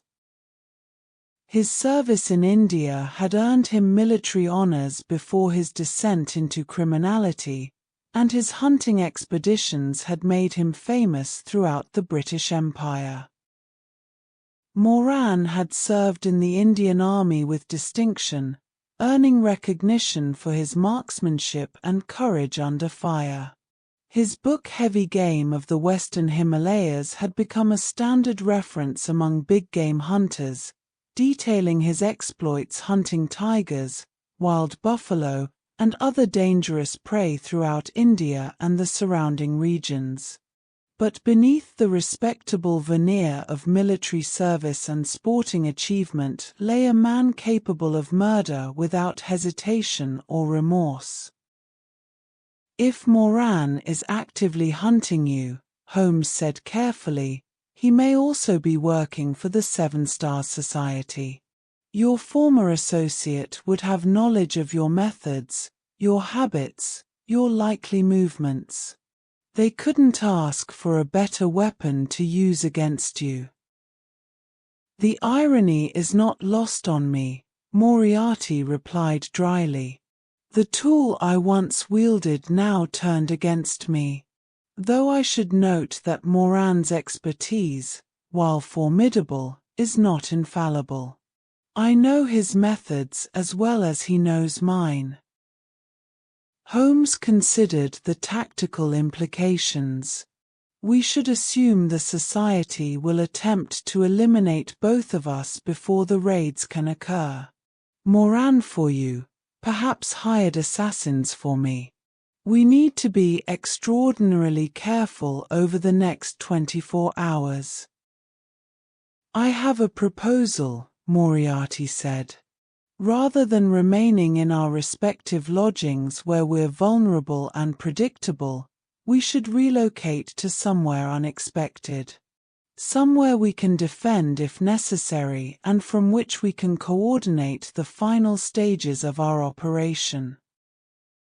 Where do you suggest? Camden Town. I maintain a safe house there, a former industrial building I converted years ago for occasions requiring discretion. Multiple exits, reinforced doors, clear sight lines. It's registered under a false name, and very few people know of its existence. Holmes was surprised to find himself seriously considering this suggestion. Spending the night in a criminal safe house maintained by Moriarty seemed the height of foolishness, yet the logic was sound. Their known residences were compromised, and they needed secure space to finalize their plans. Very well, he agreed. But I'll need to retrieve certain materials from Baker Street first, the evidence we'll need for tomorrow's raids. I'll accompany you. 2 sets of eyes for watching our backs. They made their way through London's late-night streets to Baker Street, where Watson was still waiting, alert and armed. The doctor's eyebrows rose sharply when Moriarty entered behind Holmes. Good God, Holmes. That's Professor Moriarty. Yes, Holmes confirmed. It's a long story, Watson, and I'll explain everything, but the abbreviated version is that we've been working together to dismantle a criminal organization far more dangerous than the professor's former enterprises. We're being actively hunted, which is why I need to gather essential evidence and relocate to a more secure position for the night. Watson looked between them, his revolver still in hand, clearly struggling to process this information. Holmes, this man tried to kill you at Reichenbach Falls. You've described him as the Napoleon of crime, the most dangerous criminal in Europe. I'm aware of my own previous statements, Holmes said patiently. Circumstances have evolved. The enemy of my enemy has become, if not quite a friend, at least a temporary ally. Now, will you help me gather these materials, or shall we continue debating while assassins potentially position themselves outside? Watson holstered his weapon with obvious reluctance and helped Holmes collect the necessary documents, photographs, and evidence they'd compiled. Moriarty waited by the window, occasionally peering through the curtains to monitor the street below. We have observers, Moriarty announced quietly. Two men across the street, trying to appear casual. They've been watching this building. Then we leave by the back exit, Holmes decided. Watson, you should remain here. If anyone inquires, tell them I've gone to Scotland Yard on urgent business. If you think I'm letting you go off with Britain's most notorious criminal mastermind without supervision, you're quite mad, Watson said firmly. I'm coming with you. Holmes recognized that particular tone. Watson had made his decision, and argument would waste precious time. Very well. But stay close and follow my lead exactly. They departed through Mrs. Hudson's private quarters. She was asleep, thankfully, and exited through a back alley that connected to a parallel street. Holmes's knowledge of London's geography was encyclopedic, the product of years spent walking every street and memorizing every connection. He could navigate the city as easily by night as by day, moving through its arterial streets and capillary alleys with unerring precision. The safe house in Camden Town proved to be exactly as Moriarty had described, a solid brick structure, former warehouse converted to living space, with reinforced doors and strategic sight lines. Inside was surprisingly comfortable, furnished simply but adequately, with a small library, sleeping quarters, and what appeared to be a well-equipped study.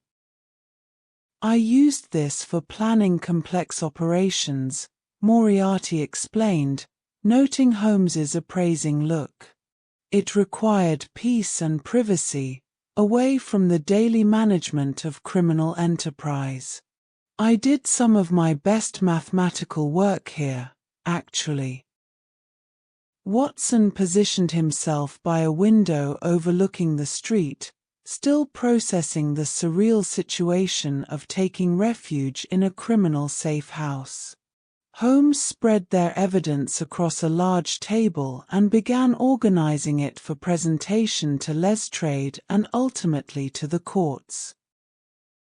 We have weapons documentation, financial records, correspondence with foreign entities, and testimony we can compel from compromised officials once they realize cooperation offers their only hope of leniency, Holmes summarized. It should be sufficient to destroy the Society's operations and secure lengthy prison sentences for its leadership, assuming we can identify and capture them. The leadership remains the critical gap, Moriarty acknowledged.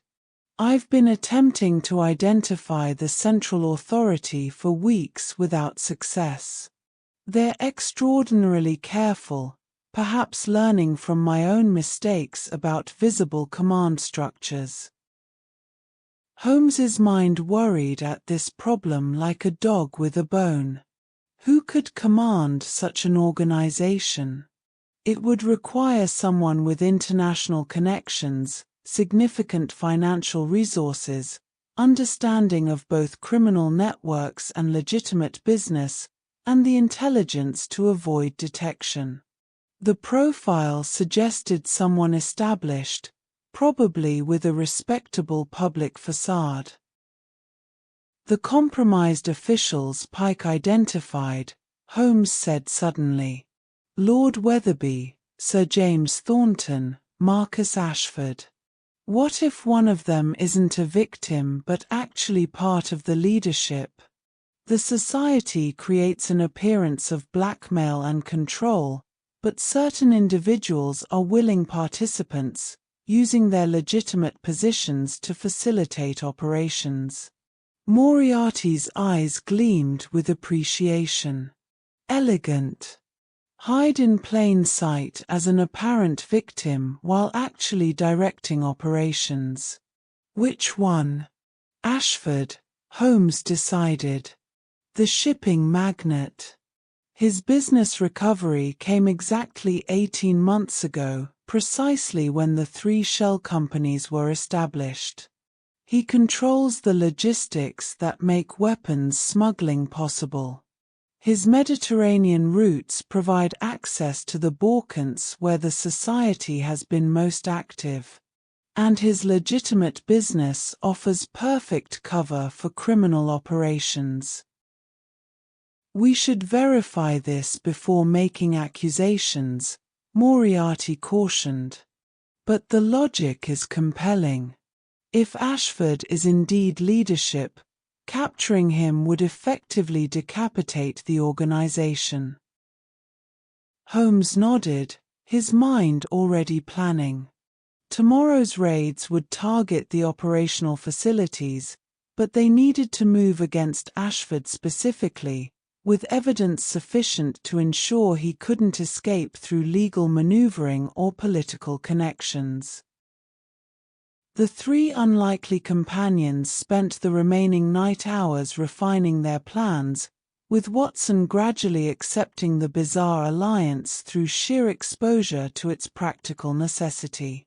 As dawn approached, they had a comprehensive strategy for dismantling the Seven Stars Society. But outside, in London's awakening streets, Colonel Moran had also been planning through the night. And his plans centered on one goal: eliminating the traitor Moriarty and anyone foolish enough to stand beside him. The final confrontation was approaching, and blood would be spilled before this case reached its conclusion. Let sleep come now, drifting through the quiet hours before dawn, as unlikely allies prepare for the storm to come. The Alliance of Minds. Part 7. Dawn broke over London with unusual clarity, the persistent fog having lifted overnight to reveal a city washed clean by the previous day's rain.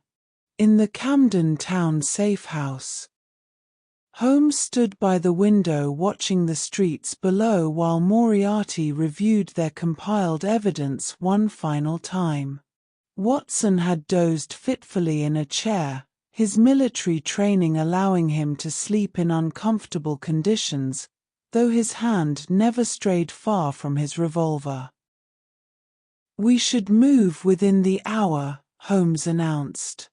"Lestrade will be assembling his men at Scotland Yard. The raids are scheduled for 10 o'clock, synchronized strikes on all 3 shipping companies and their warehouse facilities." Moriarty closed the folder he'd been examining and stood, stretching his tall, thin frame. "And Ashford? I've sent word through my network to have him located and monitored. Once the raids begin and he realizes his operations are compromised, he'll either attempt to flee the country or retreat to wherever he keeps his most sensitive records. Either way, we'll be ready." Watson stirred, rubbing his eyes and checking his pocket watch. "Good Lord, is it really 6:30 already? Feels like I barely slept." "You managed approximately 2 hours," Holmes informed him. "Hardly adequate, but sufficient for what lies ahead. There's tea in the kitchen." Moriarty apparently maintained basic provisions here. As they prepared for the day's operations, Holmes reflected on the peculiar domesticity of the situation. Here they were, detective, doctor, and criminal mastermind, sharing tea and planning to bring down an international criminal conspiracy. The absurdity would have been comical if the stakes weren't so deadly serious. Holmes's own daily habits were notoriously irregular and often eccentric. He could go days without eating when absorbed in a case, surviving on tobacco and nervous energy, then suddenly consume enormous meals when a case concluded. He slept at odd hours, sometimes remaining awake for several days during intense investigations, then sleeping for 12 or 15 hours straight when his mind finally allowed rest. His use of cocaine, a 7% solution he injected when bored or understimulated, deeply concerned Watson, who recognized the drug's dangers even as Holmes insisted it merely provided the mental stimulation his extraordinary brain required. "Before we proceed," Moriarty said, his tone unusually serious, "I should tell you both that Colonel Moran will almost certainly make an attempt on my life today. When he does, you should neither of you attempt to interfere. This is between him and me, a settling of accounts from my former life." "Don't be absurd," Holmes replied. "If Moran attacks, he'll target all of us. The man's not known for discriminating aim, he'll eliminate anyone he perceives as an obstacle. We face this together or not at all." Watson nodded agreement, checking his revolver's ammunition. "I've faced enemy fire before, Professor. I don't intend to hide while others fight my battles." Moriarty's expression softened almost imperceptibly, the closest thing to gratitude Holmes had seen from the man. "Very well. Then you should know what we're facing. Moran is perhaps the finest shot in the British Empire. His weapon of choice is an air rifle of his own design, silent, accurate at extreme range, and firing specialized ammunition. He killed Ronald Adair with it last year from across the street and through an open window, a shot requiring extraordinary precision." This was the first Holmes had heard of this particular murder, though the name Ronald Adair was familiar from newspaper accounts. The case had baffled Scotland Yard, a young man killed in his locked room with no apparent means of entry or weapon found at the scene. If Moran had indeed used an air rifle, it explained the lack of gunshot noise that surely would have been noticed by neighbors. "An air rifle," Watson mused. "That's remarkably ingenious and terribly dangerous.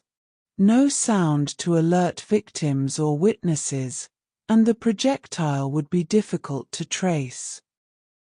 Precisely why he favored it for assassinations, Moriarty confirmed.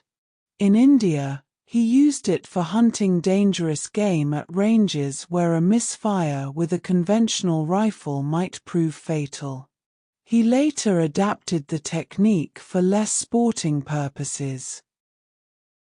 Holmes filed this information away, already considering countermeasures. An air rifle's advantages were also its limitations. It required careful loading, had limited range compared to modern firearms, and the shooter needed an elevated position with clear sight lines. If they could anticipate Moran's likely positions and avoid exposing themselves unnecessarily, they could neutralize his primary advantage. "We'll travel to Scotland Yard in separate vehicles," Holmes decided. "Present smaller targets and reduce the chance of a single attack eliminating all of us. Once there, we'll be among armed police officers, not ideal circumstances for an assassination attempt." They departed the safe house at 7 o'clock, moving quickly through Camden Town's awakening streets. Holmes had arranged for 2 separate hansoms to meet them at different locations, he and Moriarty in one, Watson in another, each taking circuitous routes to their destination. It was impossible to eliminate all risk, but they could at least make Moran's task more difficult. The journey to Scotland Yard passed without incident, though Holmes remained vigilant, watching rooftops and windows for any sign of threat. Moriarty sat in silence, his mind clearly occupied with calculations of his own. Despite their alliance, Holmes recognized that the professor remained fundamentally alone, a man who had chosen a path that precluded genuine human connection, who had traded friendship and trust for power and control. The loneliness of that existence must be profound, though Moriarty would never acknowledge it. At Scotland Yard, Inspector Lestrade had indeed assembled his forces, 20 constables and several detective sergeants, all briefed on their assignments and waiting for final orders. Lestrade's face showed surprise when Holmes arrived with both Watson and, more shockingly, a man he didn't recognize but whom Holmes immediately introduced. "Inspector, this is Professor James Moriarty. Before you react, I should explain that the professor has been assisting in this investigation and has provided intelligence crucial to our success." Lestrade's expression cycled through confusion, recognition, and alarm in rapid succession. "Moriarty? But you told me he was Holmes. This man is wanted for—" "Nothing you can prove," Holmes interrupted calmly. "The professor's criminal organization was dismantled years ago, and has been living quietly since. His knowledge of criminal methodology has proven invaluable in understanding the Seven Stars Society's operations. I wouldn't have brought him here if I didn't believe his cooperation was both genuine and necessary." This was perhaps the most creative truth-bending Holmes had engaged in throughout his career. Lestrade was fundamentally honest and followed regulations scrupulously, but he also trusted Holmes's judgment. The detective could see the inspector's internal struggle, duty versus pragmatism, procedure versus results. "I'll need to report this to my superiors," Lestrade said finally. "But that can wait until after the raids. Professor Moriarty, you'll remain in this building under supervision. If this goes badly, you'll be the first person I arrest." "Understood." "Perfectly, Inspector," Moriarty replied with his thin smile. "I expect nothing less." With this awkward détente established, they turned to final preparations. Lestrade had divided his forces into 3 teams, each assigned to simultaneously raid one of the Society's shipping companies. A 4th team would strike the Aldridge Exports warehouse where Holmes and Moriarty had obtained their evidence. Timing was critical. If any location received warning, the others might be alerted and evidence destroyed. Holmes spread maps across Lestrade's desk, marking each target location and suggesting optimal approach routes. His knowledge of London's geography proved valuable here, identifying back entrances and escape routes that needed to be covered. Moriarty contributed as well, his strategic mind quickly grasping the tactical considerations and suggesting improvements to Lestrade's deployment. "The warehouse will be the most dangerous," Holmes warned. "They've already discovered our previous intrusion and will have increased security. Expect armed resistance." "We'll be prepared," Lestrade assured him. "I've requested armed officers for that location specifically. No one's getting past us." As 9:30 approached, the teams began deploying to their positions. Holmes, Watson, and Moriarty would accompany Lestrade to the Aldridge Exports warehouse, the most critical target and the one where Holmes's detailed knowledge of the layout would prove most valuable. Despite Lestrade's protests, Holmes had insisted on being present, arguing that identifying specific evidence required his expertise. They travelled in a police van, joined by 6 armed constables. The streets of East London passed by, growing progressively more industrial and less populated. The warehouse district was a maze of narrow streets and looming buildings, filled with legitimate commerce but also providing cover for countless illegal enterprises. Holmes had pursued criminals through these streets dozens of times over the years, developing an intimate knowledge of their geography and character. Inspector G. Lestrade had actually served with Scotland Yard for over 15 years by this point, having joined as a young constable and worked his way up through the ranks. He was born in London's East End himself, which gave him valuable street knowledge and the ability to communicate with witnesses who might distrust officers from more privileged backgrounds. Despite his conventional thinking and occasional slowness in grasping Holmes's more intuitive deductions, Lestrade had solved numerous cases through persistence and honest police work. He'd earned genuine respect among his colleagues for his integrity and determination. The warehouse came into view, and Lestrade signalled for the van to stop 2 streets away. They would approach on foot to avoid alerting anyone inside. Holmes checked his pocket watch, 9:58. In 2 minutes, all 4 teams would move simultaneously. "Remember," Holmes said quietly to Watson, "stay behind the officers. You're not army anymore, and this isn't Afghanistan. No heroics." Watson smiled grimly. "I could say the same to you, Holmes. Your tendency to throw yourself into danger is far more pronounced than mine." At precisely 10 o'clock, Lestrade gave the signal, and they moved. The front entrance was breached with a heavy ram, constables pouring through with shouts of police. "Nobody move."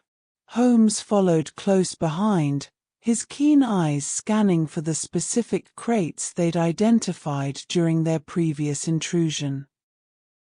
The warehouse erupted into chaos. Workers scattered, some attempting to flee through side exits where they encountered more police. Guards reached for weapons but were quickly overwhelmed by the constables' superior numbers. Within minutes, the building was secured, though Holmes noted with concern that the marked crates, those bearing the 7-point star, had been moved since his previous visit. "They knew we'd been here," Moriarty observed, reaching the same conclusion. "They've relocated the most incriminating evidence." "Then we find where they moved it," Holmes replied, his eyes scanning the warehouse with intense focus. His powers of observation, honed over years of detective work, caught what others missed: disturbed dust patterns, scuff marks on the floor, inconsistencies in how crates were stacked. "There. The northwest corner. See how those crates are positioned differently? They've been recently rearranged." Holmes's observational abilities extended to minute details that most people simply didn't process. He could identify different types of mud by their composition, recognize handwriting samples from brief glimpses, and reconstruct events from physical evidence that others considered meaningless. His brain categorized and indexed information with machine-like efficiency, storing away facts that might prove relevant years later in unexpected contexts. Lestrade directed his men to the indicated area, and they began systematically opening crates. The first few contained legitimate goods, tea, as advertised. But deeper in the stack, they found what they were seeking: weapons, ammunition, chemical compounds, and bundled documents. "Excellent work, Mr. Holmes," Lestrade said with satisfaction. "This is enough evidence to—" The shot came without warning, the distinctive hiss of an air rifle discharge followed instantly by a crate beside Moriarty's head splintering.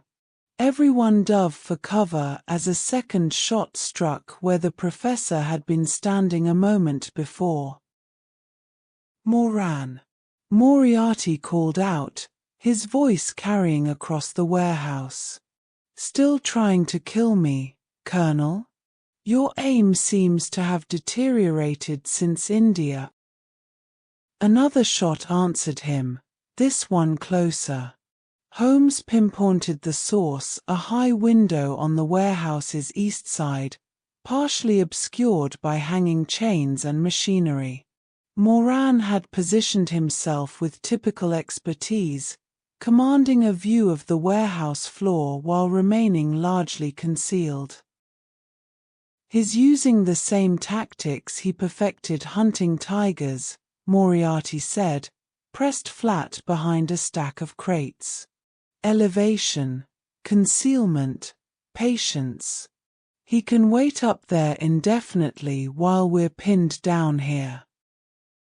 Lestrade began organizing his constables to flank the position, but Holmes knew conventional police tactics would be insufficient against someone of Moran's caliber.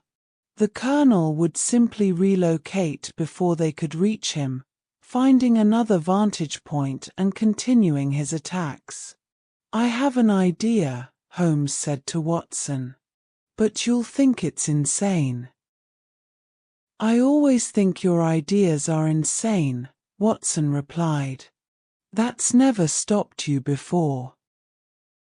Holmes quickly outlined his plan to Moriarty and Watson. The professor's expression showed surprise, then appreciation for the audacity of the approach. Watson looked distinctly unhappy but nodded agreement. He'd learned to trust Holmes's judgment even when it seemed suicidal. "Inspector Lestrade," Holmes called out, "I need your men to provide covering fire toward that eastern window. Not to hit anything, just noise and distraction. 30 seconds, starting on my signal. Holmes, what are you planning?" "Something appropriately dramatic for the occasion. On my mark, now." The constables opened fire, their pistols creating a thunderous barrage that echoed through the warehouse. Under cover of this noise, Holmes and Moriarty moved quickly along the warehouse's southern wall, using machinery and crates for concealment. Watson provided additional covering fire, his military training evident in his controlled, aimed shots. They reached a maintenance ladder similar to the one they'd used during their previous escape. Holmes began climbing with Moriarty close behind, ascending toward the same level as Moran's position but approaching from an unexpected angle. The colonel wouldn't anticipate them seeking higher ground, his attention would be fixed on the police below. Holmes emerged onto a catwalk that ran the warehouse's perimeter, a narrow metal pathway used for accessing high storage areas and maintaining overhead equipment. He could see Moran now, perhaps 30 feet away, crouched by the window with his air rifle trained downward. The colonel was focused entirely on his targets below, confident in his elevated position's security. "Colonel Moran," Holmes called out sharply. Moran spun, his air rifle swinging toward this new threat, but Holmes was ready.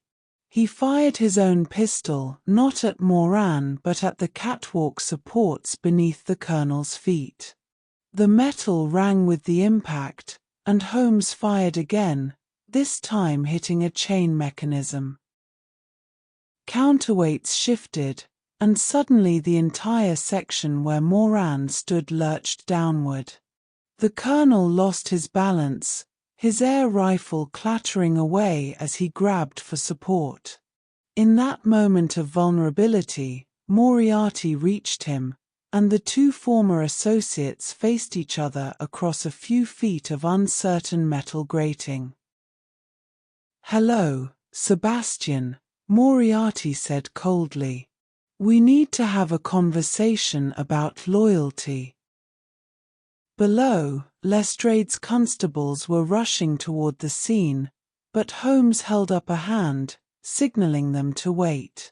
This confrontation needed to play out, both for tactical reasons and because Moriarty deserved the opportunity to face his betrayer directly. "You abandoned us," Moran snarled.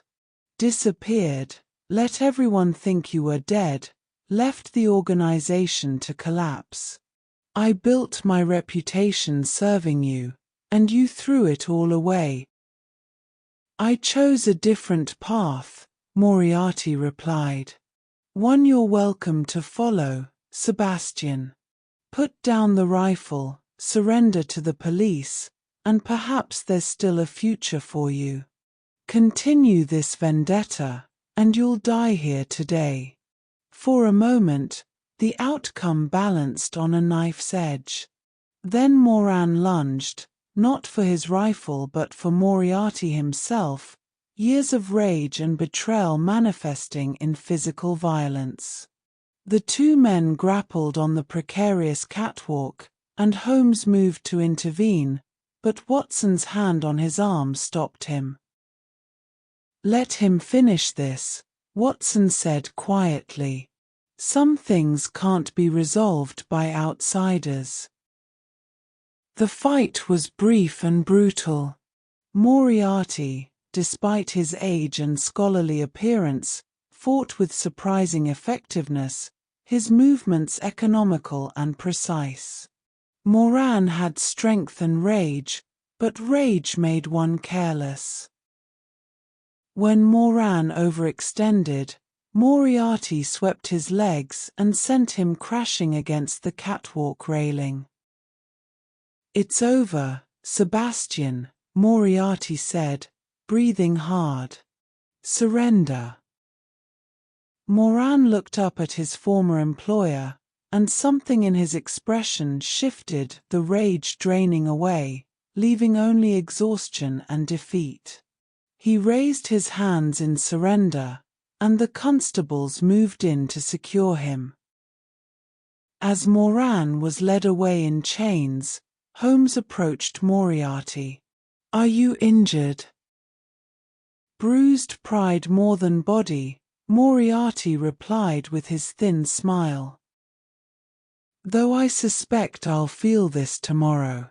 I'm not as young as I once was." "None of us are, Professor. But we've accomplished what we set out to do. The Society's operations are disrupted, their leadership exposed, and we've enough evidence to ensure lengthy prison sentences." Speaking of leadership, Lestrade interrupted, approaching with urgent news. "We've just received word from the team at Middlesex Maritime. They've arrested Marcus Ashford attempting to destroy documents. He's demanding his solicitor and claiming diplomatic immunity through some obscure commercial treaty, but we have him."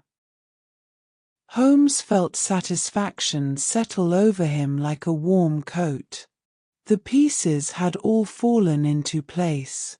"Then it's truly over.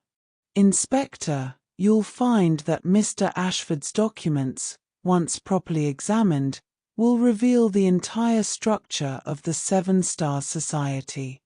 He was foolish enough to keep comprehensive records. Most criminal masterminds are. They can't resist documenting their own cleverness.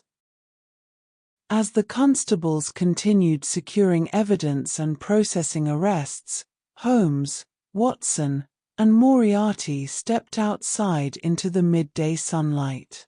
The operation had taken less than 2 hours, but it felt like days had passed.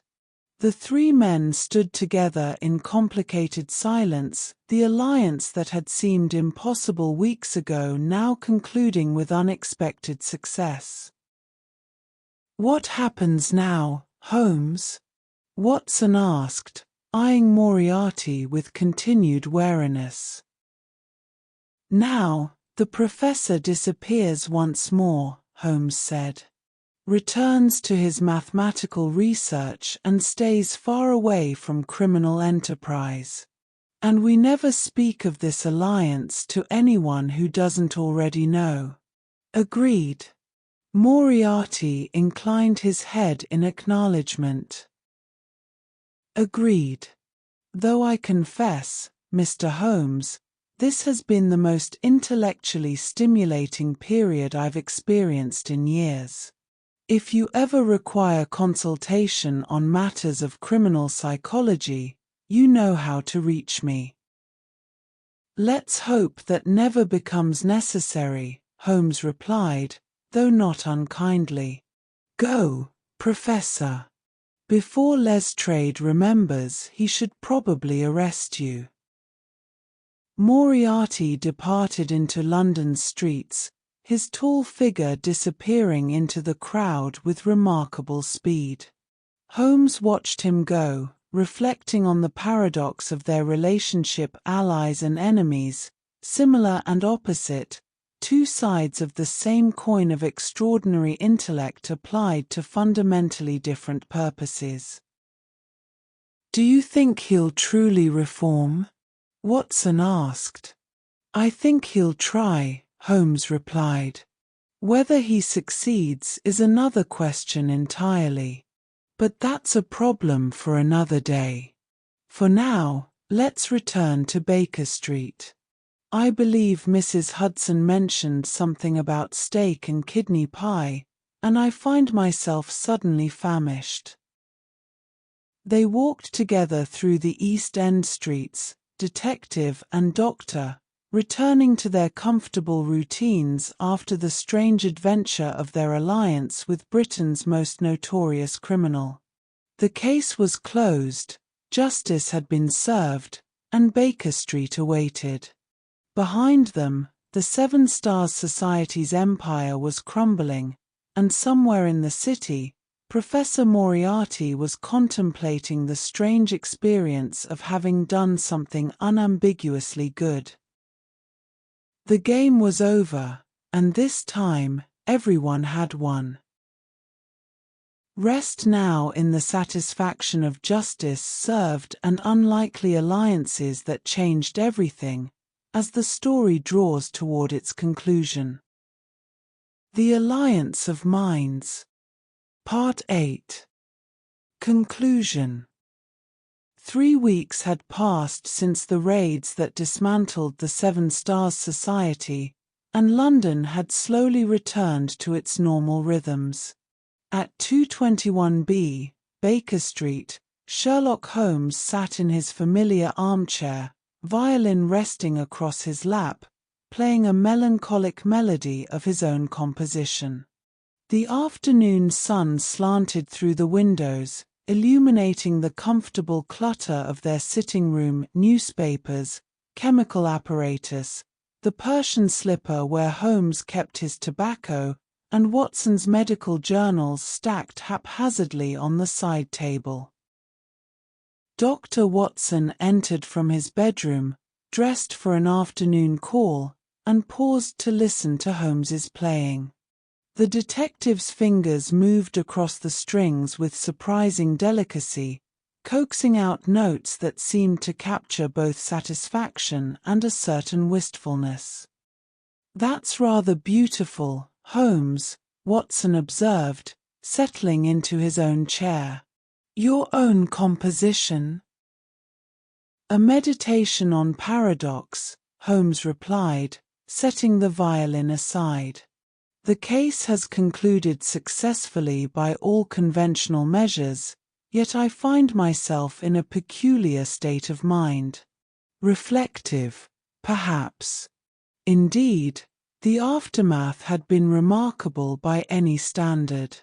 Marcus Ashford, confronted with overwhelming evidence and offered the possibility of reduced sentencing in exchange for cooperation, had provided detailed testimony about the Seven Stars Society's operations. His documents revealed a network far more extensive than even Holmes had suspected, connections to arms dealers in 6 countries, corrupt officials throughout the British Empire, and revolutionary groups in the Balkans, Ireland, and as far afield as South America. The Society's reach had extended into the highest levels of British society. Lord Wetherby had indeed been compromised, forced into cooperation through debts and indiscretions that the Society documented meticulously. Sir James Thornton at the Exchequer had been feeding them information about government financial operations, enabling sophisticated fraud and insider trading. Dozens of lesser officials, businessmen, and even a member of Parliament had been ensnared in the Society's web of corruption and coercion. The newspapers have been quite complimentary of Scotland Yard's work, Watson noted, gesturing to that morning's Times. Inspector Lestrade is being hailed as a hero of modern policing. Your name, of course, doesn't appear anywhere in the coverage. Holmes smiled faintly. Exactly as I prefer it. Lestrade deserves the recognition. He coordinated the raids brilliantly and has been handling the legal proceedings with admirable efficiency. My role is better left unmentioned, particularly given certain aspects of the investigation that wouldn't bear close public scrutiny. The matter of Moriarty's involvement had been carefully managed. Lestrade, to his credit, had accepted Holmes's explanation that the professor had been a confidential informant providing intelligence on criminal networks. The inspector hadn't inquired too deeply. Sometimes pragmatism required a certain willful blindness to uncomfortable details. Officially, Professor James Moriarty remained dead, having perished at Reichenbach Falls years ago. Unofficially, he'd returned to obscurity somewhere in London, presumably continuing his mathematical research. Have you heard from the professor? Watson asked, his tone carefully neutral. He'd come to accept the alliance's necessity, though his fundamental distrust of Moriarty remained undiminished. A brief note, actually. Arrived yesterday. Holmes retrieved a folded paper from his pocket. He's taken a position at a provincial university under an assumed name, teaching advanced mathematics. Quite safe and respectable, he assures me. He also included some observations on the binomial theorem that are frankly beyond my comprehension, though I'm certain they're brilliant. Holmes's own knowledge, while encyclopedic in certain areas, had peculiar gaps that Watson had documented over the years. Holmes knew nothing of literature, philosophy, or astronomy. He'd famously claimed not to know whether the Earth orbited the Sun or vice versa, arguing that such knowledge was irrelevant to detective work. Yet he could identify 140 different varieties of tobacco ash, distinguish between mud samples from different London neighbourhoods, and had written authoritative monographs on subjects ranging from the dating of documents to the influence of trade upon the form of human hands. The violin had become one of Holmes's primary tools for thought. He was an accomplished player, capable of performing difficult pieces by Mendelssohn and other masters, but he more often improvised, letting his fingers wander across the strings while his mind worked through problems. Watson had long ago learned that these musical interludes signaled Holmes's mind was processing something, sifting evidence, making connections, or simply contemplating the philosophical implications of a concluded case. "What troubles you about this case?" Watson asked perceptively. "We succeeded. The criminals are imprisoned. Justice was served. Yet you seem unsettled." Holmes considered the question carefully. "I suppose I'm troubled by the implications of our methods. We achieved justice through alliance with criminality. We used illegal surveillance, employed a wanted criminal mastermind as an operative, and bent numerous laws in pursuit of our goal. The question that haunts me is whether the end truly justified these means, or whether we've simply demonstrated that the law itself is inadequate for addressing modern criminal threats." "Surely you don't regret stopping the society?" "Of course not. But I wonder what precedent we've established. If Holmes can work with Moriarty to achieve justice, what prevents others from similar arrangements? Where does the line fall between pragmatic flexibility and fundamental corruption? These are not comfortable questions, Watson." Dr. Watson had served not just as Holmes's chronicler but as his moral compass throughout their partnership. Watson's fundamentally decent nature, his conventional morality tempered by military experience and medical practice, provided balance to Holmes's more flexible ethical framework.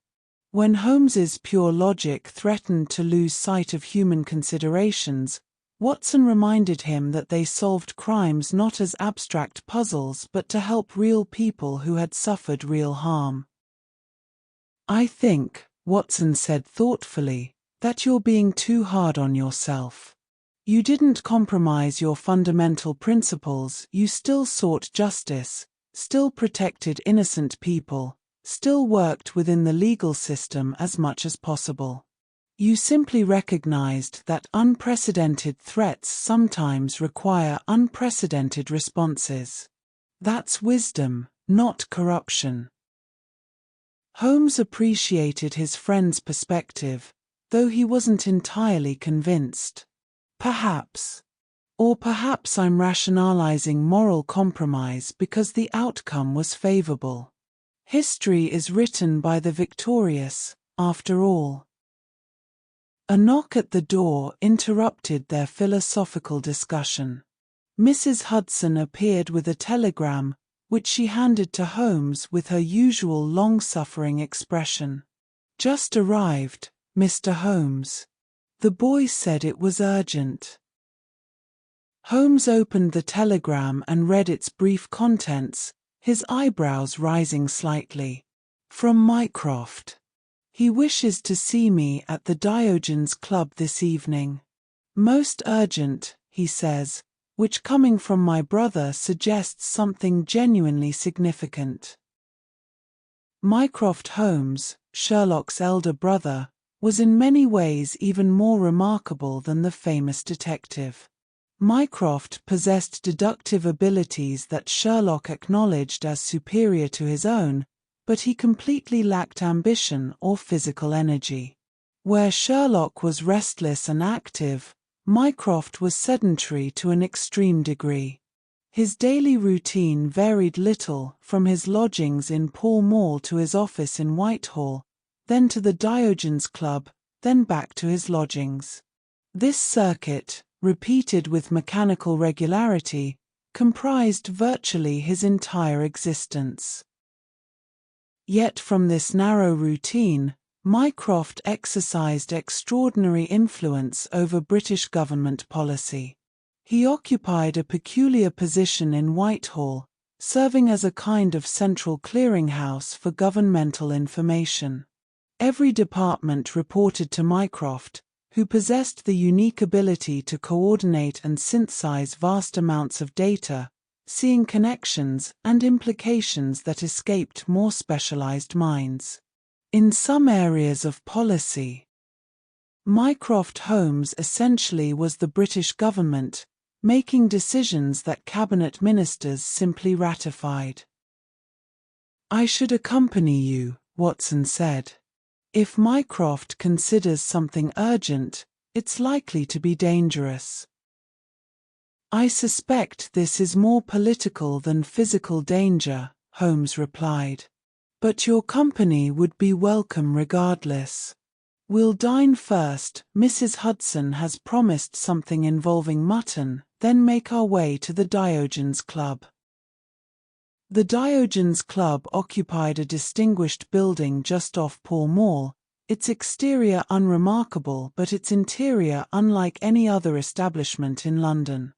The club had been founded by Mycroft and others who valued silence above all social qualities, and its rules reflected this unusual priority.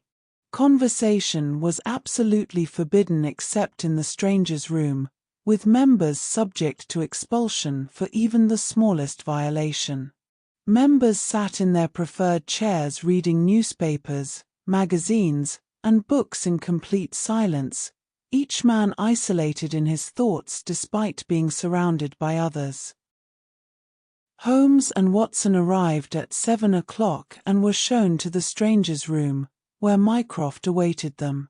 The elder Holmes was even more substantial than when Watson had last seen him, corpulent, with a massive frame and a face that suggested vast intellectual power constrained within physical lethargy.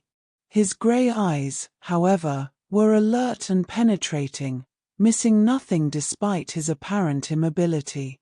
"Sherlock," Mycroft greeted him with a slight nod. "Dr. Watson. Thank you for coming promptly. We have delicate matters to discuss." "Government matters, I presume?" Holmes settled into a chair across from his brother. "Something related to the Seven Stars Society case?" "Peripherally. The dismantling of the society has had international repercussions. Several continental governments have expressed concern about British investigative methods. There are diplomatic complications arising from the evidence seized, which implicated officials in foreign governments. Questions have been raised about how this evidence was obtained." Holmes had anticipated this. "I followed all legal procedures available to me. Any irregularities in evidence collection were incidental and don't affect the fundamental validity of the case." Mycroft's expression suggested he knew this was, at best, a creative interpretation of events. The Foreign Office would prefer not to examine evidence collection methods too closely. Officially, Scotland Yard conducted an exemplary investigation that exposed international criminal conspiracy. Unofficially, certain parties are aware that Sherlock Holmes employed unconventional methods and possibly unconventional associates. This creates a delicate situation. "How delicate?" Watson asked. "Delicate enough that I've been asked to ensure no further complications arise. Specifically, the government would prefer that Professor James Moriarty remains conclusively deceased. His resurrection, even as a reformed character, would raise uncomfortable questions about his involvement in this case and, by extension, about official tolerance of his activities." Holmes had expected this as well, though it still troubled him. So Moriarty is to remain officially dead, denied even the possibility of public redemption, because his reformation would be politically inconvenient. Precisely, Mycroft confirmed without apology. Though I should note that the government is prepared to be appreciative of your discretion in this matter. There's talk of honors, possibly even a knighthood, though you'd have to actually accept it this time. Holmes had been offered official recognition several times throughout his career and declined every instance. The French government had awarded him the Legion of Honor for solving a case involving international implications, and several European monarchs had sent jewelry and other tokens of appreciation. Holmes accepted these foreign honors with more grace than he showed toward British recognition, perhaps because they came without expectation of public ceremony or social obligation. "I have no interest in knighthoods," Holmes said dismissively, "but I will maintain discretion regarding Moriarty's involvement. Not for the government's convenience, but because the professor deserves a genuine opportunity to reform without being perpetually defined by his past." "Most magnanimous of you," Mycroft observed dryly. "There's one other matter. Colonel Sebastian Moran has been providing information about various criminal enterprises in exchange for reduced sentencing. His testimony has been quite valuable, actually. Apparently his time with Moriarty gave him extensive knowledge of London's underworld." "Moran is cooperating?" Holmes was genuinely surprised. "I would have expected him to maintain silence out of pride if nothing else." "Even pride has its limits when facing a lifetime in prison. Moran is many things, but he's also pragmatic. He's been particularly helpful regarding firearms trafficking and has identified several criminal networks that were previously unknown to authorities." This development pleased Holmes more than he'd expected. Both Moriarty and Moran finding paths toward some form of redemption suggested that even deeply corrupt individuals retained capacity for change. It was a hopeful thought, though Holmes remained skeptical about whether either man would truly abandon their former ways permanently. The three men talked for another hour, discussing the wider implications of the case and various governmental concerns. Mycroft provided insights into how different European governments were responding to the revelations about the Seven Stars Society, and Holmes shared observations about modern criminal organization that might help authorities anticipate future threats. Finally, as the evening grew late, Mycroft stood with visible effort. "One last thing, Sherlock. You did well. The case was complex, the methods were questionable, but the result was unambiguously positive. Hundreds, possibly thousands of lives were saved by preventing those weapons from reaching their intended destinations. Whatever moral ambiguity troubles your conscience, remember that the alternative would have been far worse." "Thank you, Mycroft. That's surprisingly reassuring coming from you." "I have my moments of sentimentality, usually around 9 o'clock on alternate Thursdays." Mycroft's expression remained deadpan, though Watson thought he detected a slight twinkle in the elder Holmes's eyes. Holmes and Watson departed the Diogenes Club and walked through London's evening streets back toward Baker Street.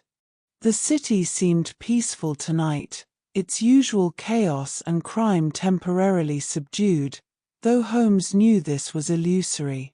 Crime never truly ceased, it simply ebbed and flowed like the Thames, sometimes visible and sometimes hidden, but always present. Do you suppose Moriarty will truly stay reformed? Watson asked as they walked. I believe he'll try. Whether he succeeds depends on factors beyond my ability to predict: his circumstances, his psychological needs, the temptations he encounters. The mathematical work he mentioned may provide sufficient intellectual stimulation to replace the challenge he once found in criminal enterprise. Or it may not, and he'll eventually return to his former ways. And if he does return to crime, then I'll stop him, as I did before. But I'll also remember that he was capable of working toward justice when circumstances aligned properly. People are not binary, Watson. We're all mixtures of better and worse impulses, and which impulses dominate depends partly on the situations we encounter and the choices we make. They arrived at 221B, Baker Street to find Mrs. Hudson had left them a light supper despite the late hour. The woman's attentiveness to her tenants' needs remained remarkable after all these years. As they ate, Watson broached a subject he'd been considering for some time. Holmes, about documenting this case for publication. I assume you'd prefer I didn't. Holmes considered this carefully. Watson's narratives of their cases had become enormously popular, published in the Strand magazine and read by thousands throughout Britain and beyond. These stories had made Sherlock Holmes a household name, though Holmes himself remained ambivalent about his public fame. He valued Watson's friendship far more than the recognition the stories brought, and he understood that Watson enjoyed the writing and took pride in chronicling their adventures. Dr. John Watson had actually published quite a few accounts of Holmes's cases by this point in their partnership. The first, A Study in Scarlet, had appeared in Beeton's Christmas Annual in 1887 and introduced the world to Sherlock Holmes. Since then, Watson had published numerous other adventures in the Strand magazine, where they'd found an enthusiastic audience. The stories combined Watson's narrative skill with genuine detective work, creating a new literary form that mixed mystery with adventure and scientific deduction. I think, Holmes said slowly, that you could write about it, but perhaps not yet. Give it some years, let the principles age and circumstances change. Then you might craft a narrative that captures the essential truth while obscuring certain sensitive details. Change names where necessary, alter timeframes, compress events. Make it fiction based on truth rather than journalism. Watson nodded, understanding the wisdom in this approach. The adventure of the final alliance, perhaps. Or the case of the 7 stars. Something appropriately dramatic. Something appropriately Watson, Holmes corrected with a smile. You've never met a title that couldn't be improved with additional drama and romance. But yes, eventually this story should be told. It illustrates important principles about justice, redemption, and the complexity of moral choice. Those lessons have value beyond the specific case. They finished their meal in comfortable silence, each lost in his own thoughts about the strange weeks just concluded. Holmes reflected on how the case had challenged his understanding of justice and morality, forcing him to confront uncomfortable questions about means and ends. Watson contemplated how he would eventually craft this remarkable story for publication, knowing that his usual narrative approach would require significant modification to protect the truth while sharing its lessons. Finally, Holmes retrieved his violin once more and began to play, not the melancholic meditation of earlier, but something lighter and more optimistic. The notes danced through the sitting room, speaking of resolution and new beginnings, of challenges overcome and friendships tested but enduring. Watson settled deeper into his chair, listening, and reflected on how fortunate he'd been that day years ago when young Stamford had introduced him to the peculiar detective seeking someone to share lodgings. Their partnership had brought him adventure, purpose, and friendship of a depth he'd never anticipated. He'd witnessed Holmes's genius countless times, seen him solve impossible cases and face extraordinary dangers, but perhaps never had he seen his friend grow and evolve quite as he had during this alliance with Moriarty. "Holmes," Watson said eventually, interrupting the music. "Do you think we'll ever encounter Moriarty again?" Holmes lowered his violin, his expression thoughtful. "I suspect we will, though I cannot predict in what capacity. Perhaps as an enemy once more, perhaps as an unlikely ally in some future crisis, perhaps simply in passing on a London street where we'll acknowledge each other with a nod and continue our separate paths. The future remains uncertain, Watson, which is precisely what makes it interesting." "And that doesn't trouble you? The uncertainty?" "On the contrary, it energizes me.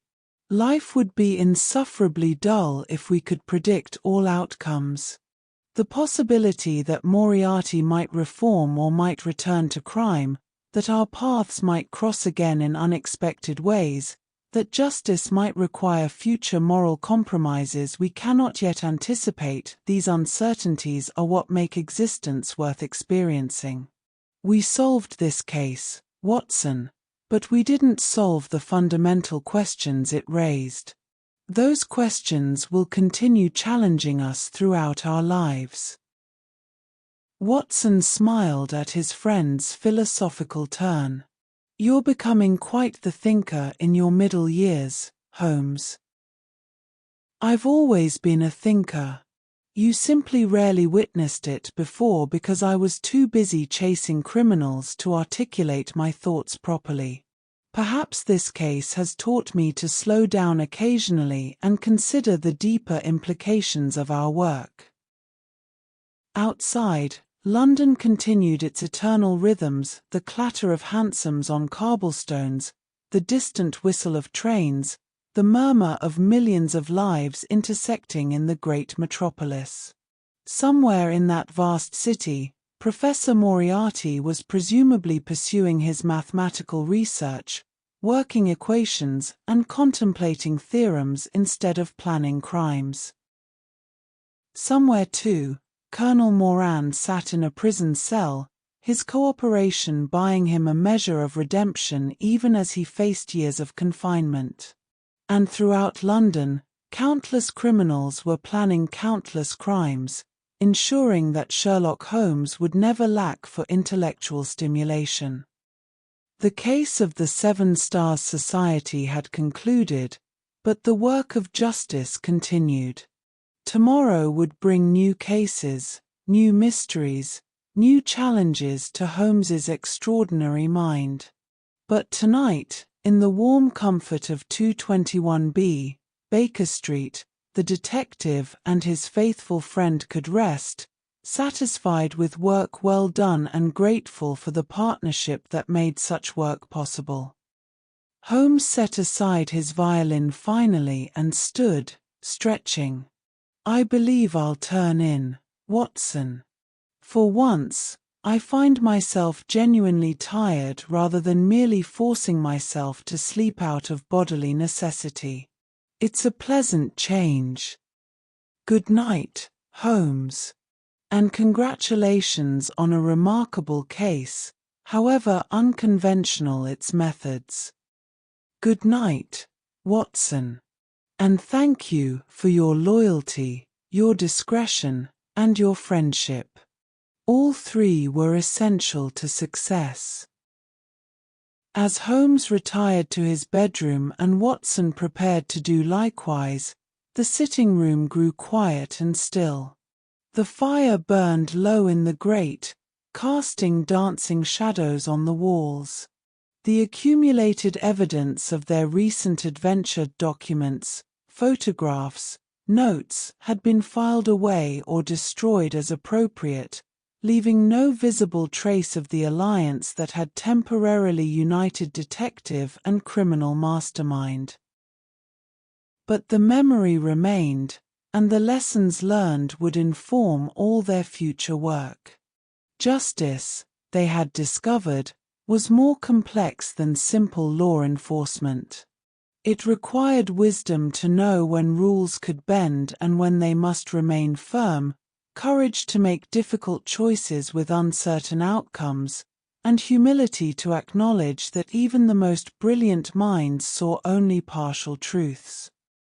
The alliance had ended, but its impact would echo through years to come.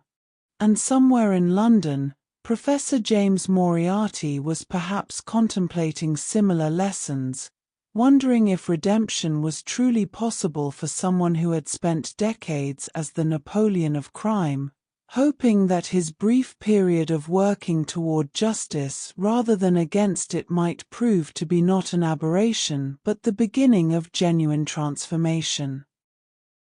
Only time would tell. But for now, as London slept and Baker Street grew quiet, the story had reached its conclusion, a tale of unlikely alliances, moral complexity, and the eternal struggle between order and chaos that defines human civilization. The game was over, and justice had prevailed. And that, for tonight at least, was enough. Sleep now, peaceful and complete, as the fog settles over London once more, and the great detective rests, knowing that tomorrow will bring new mysteries, but tonight's work is done.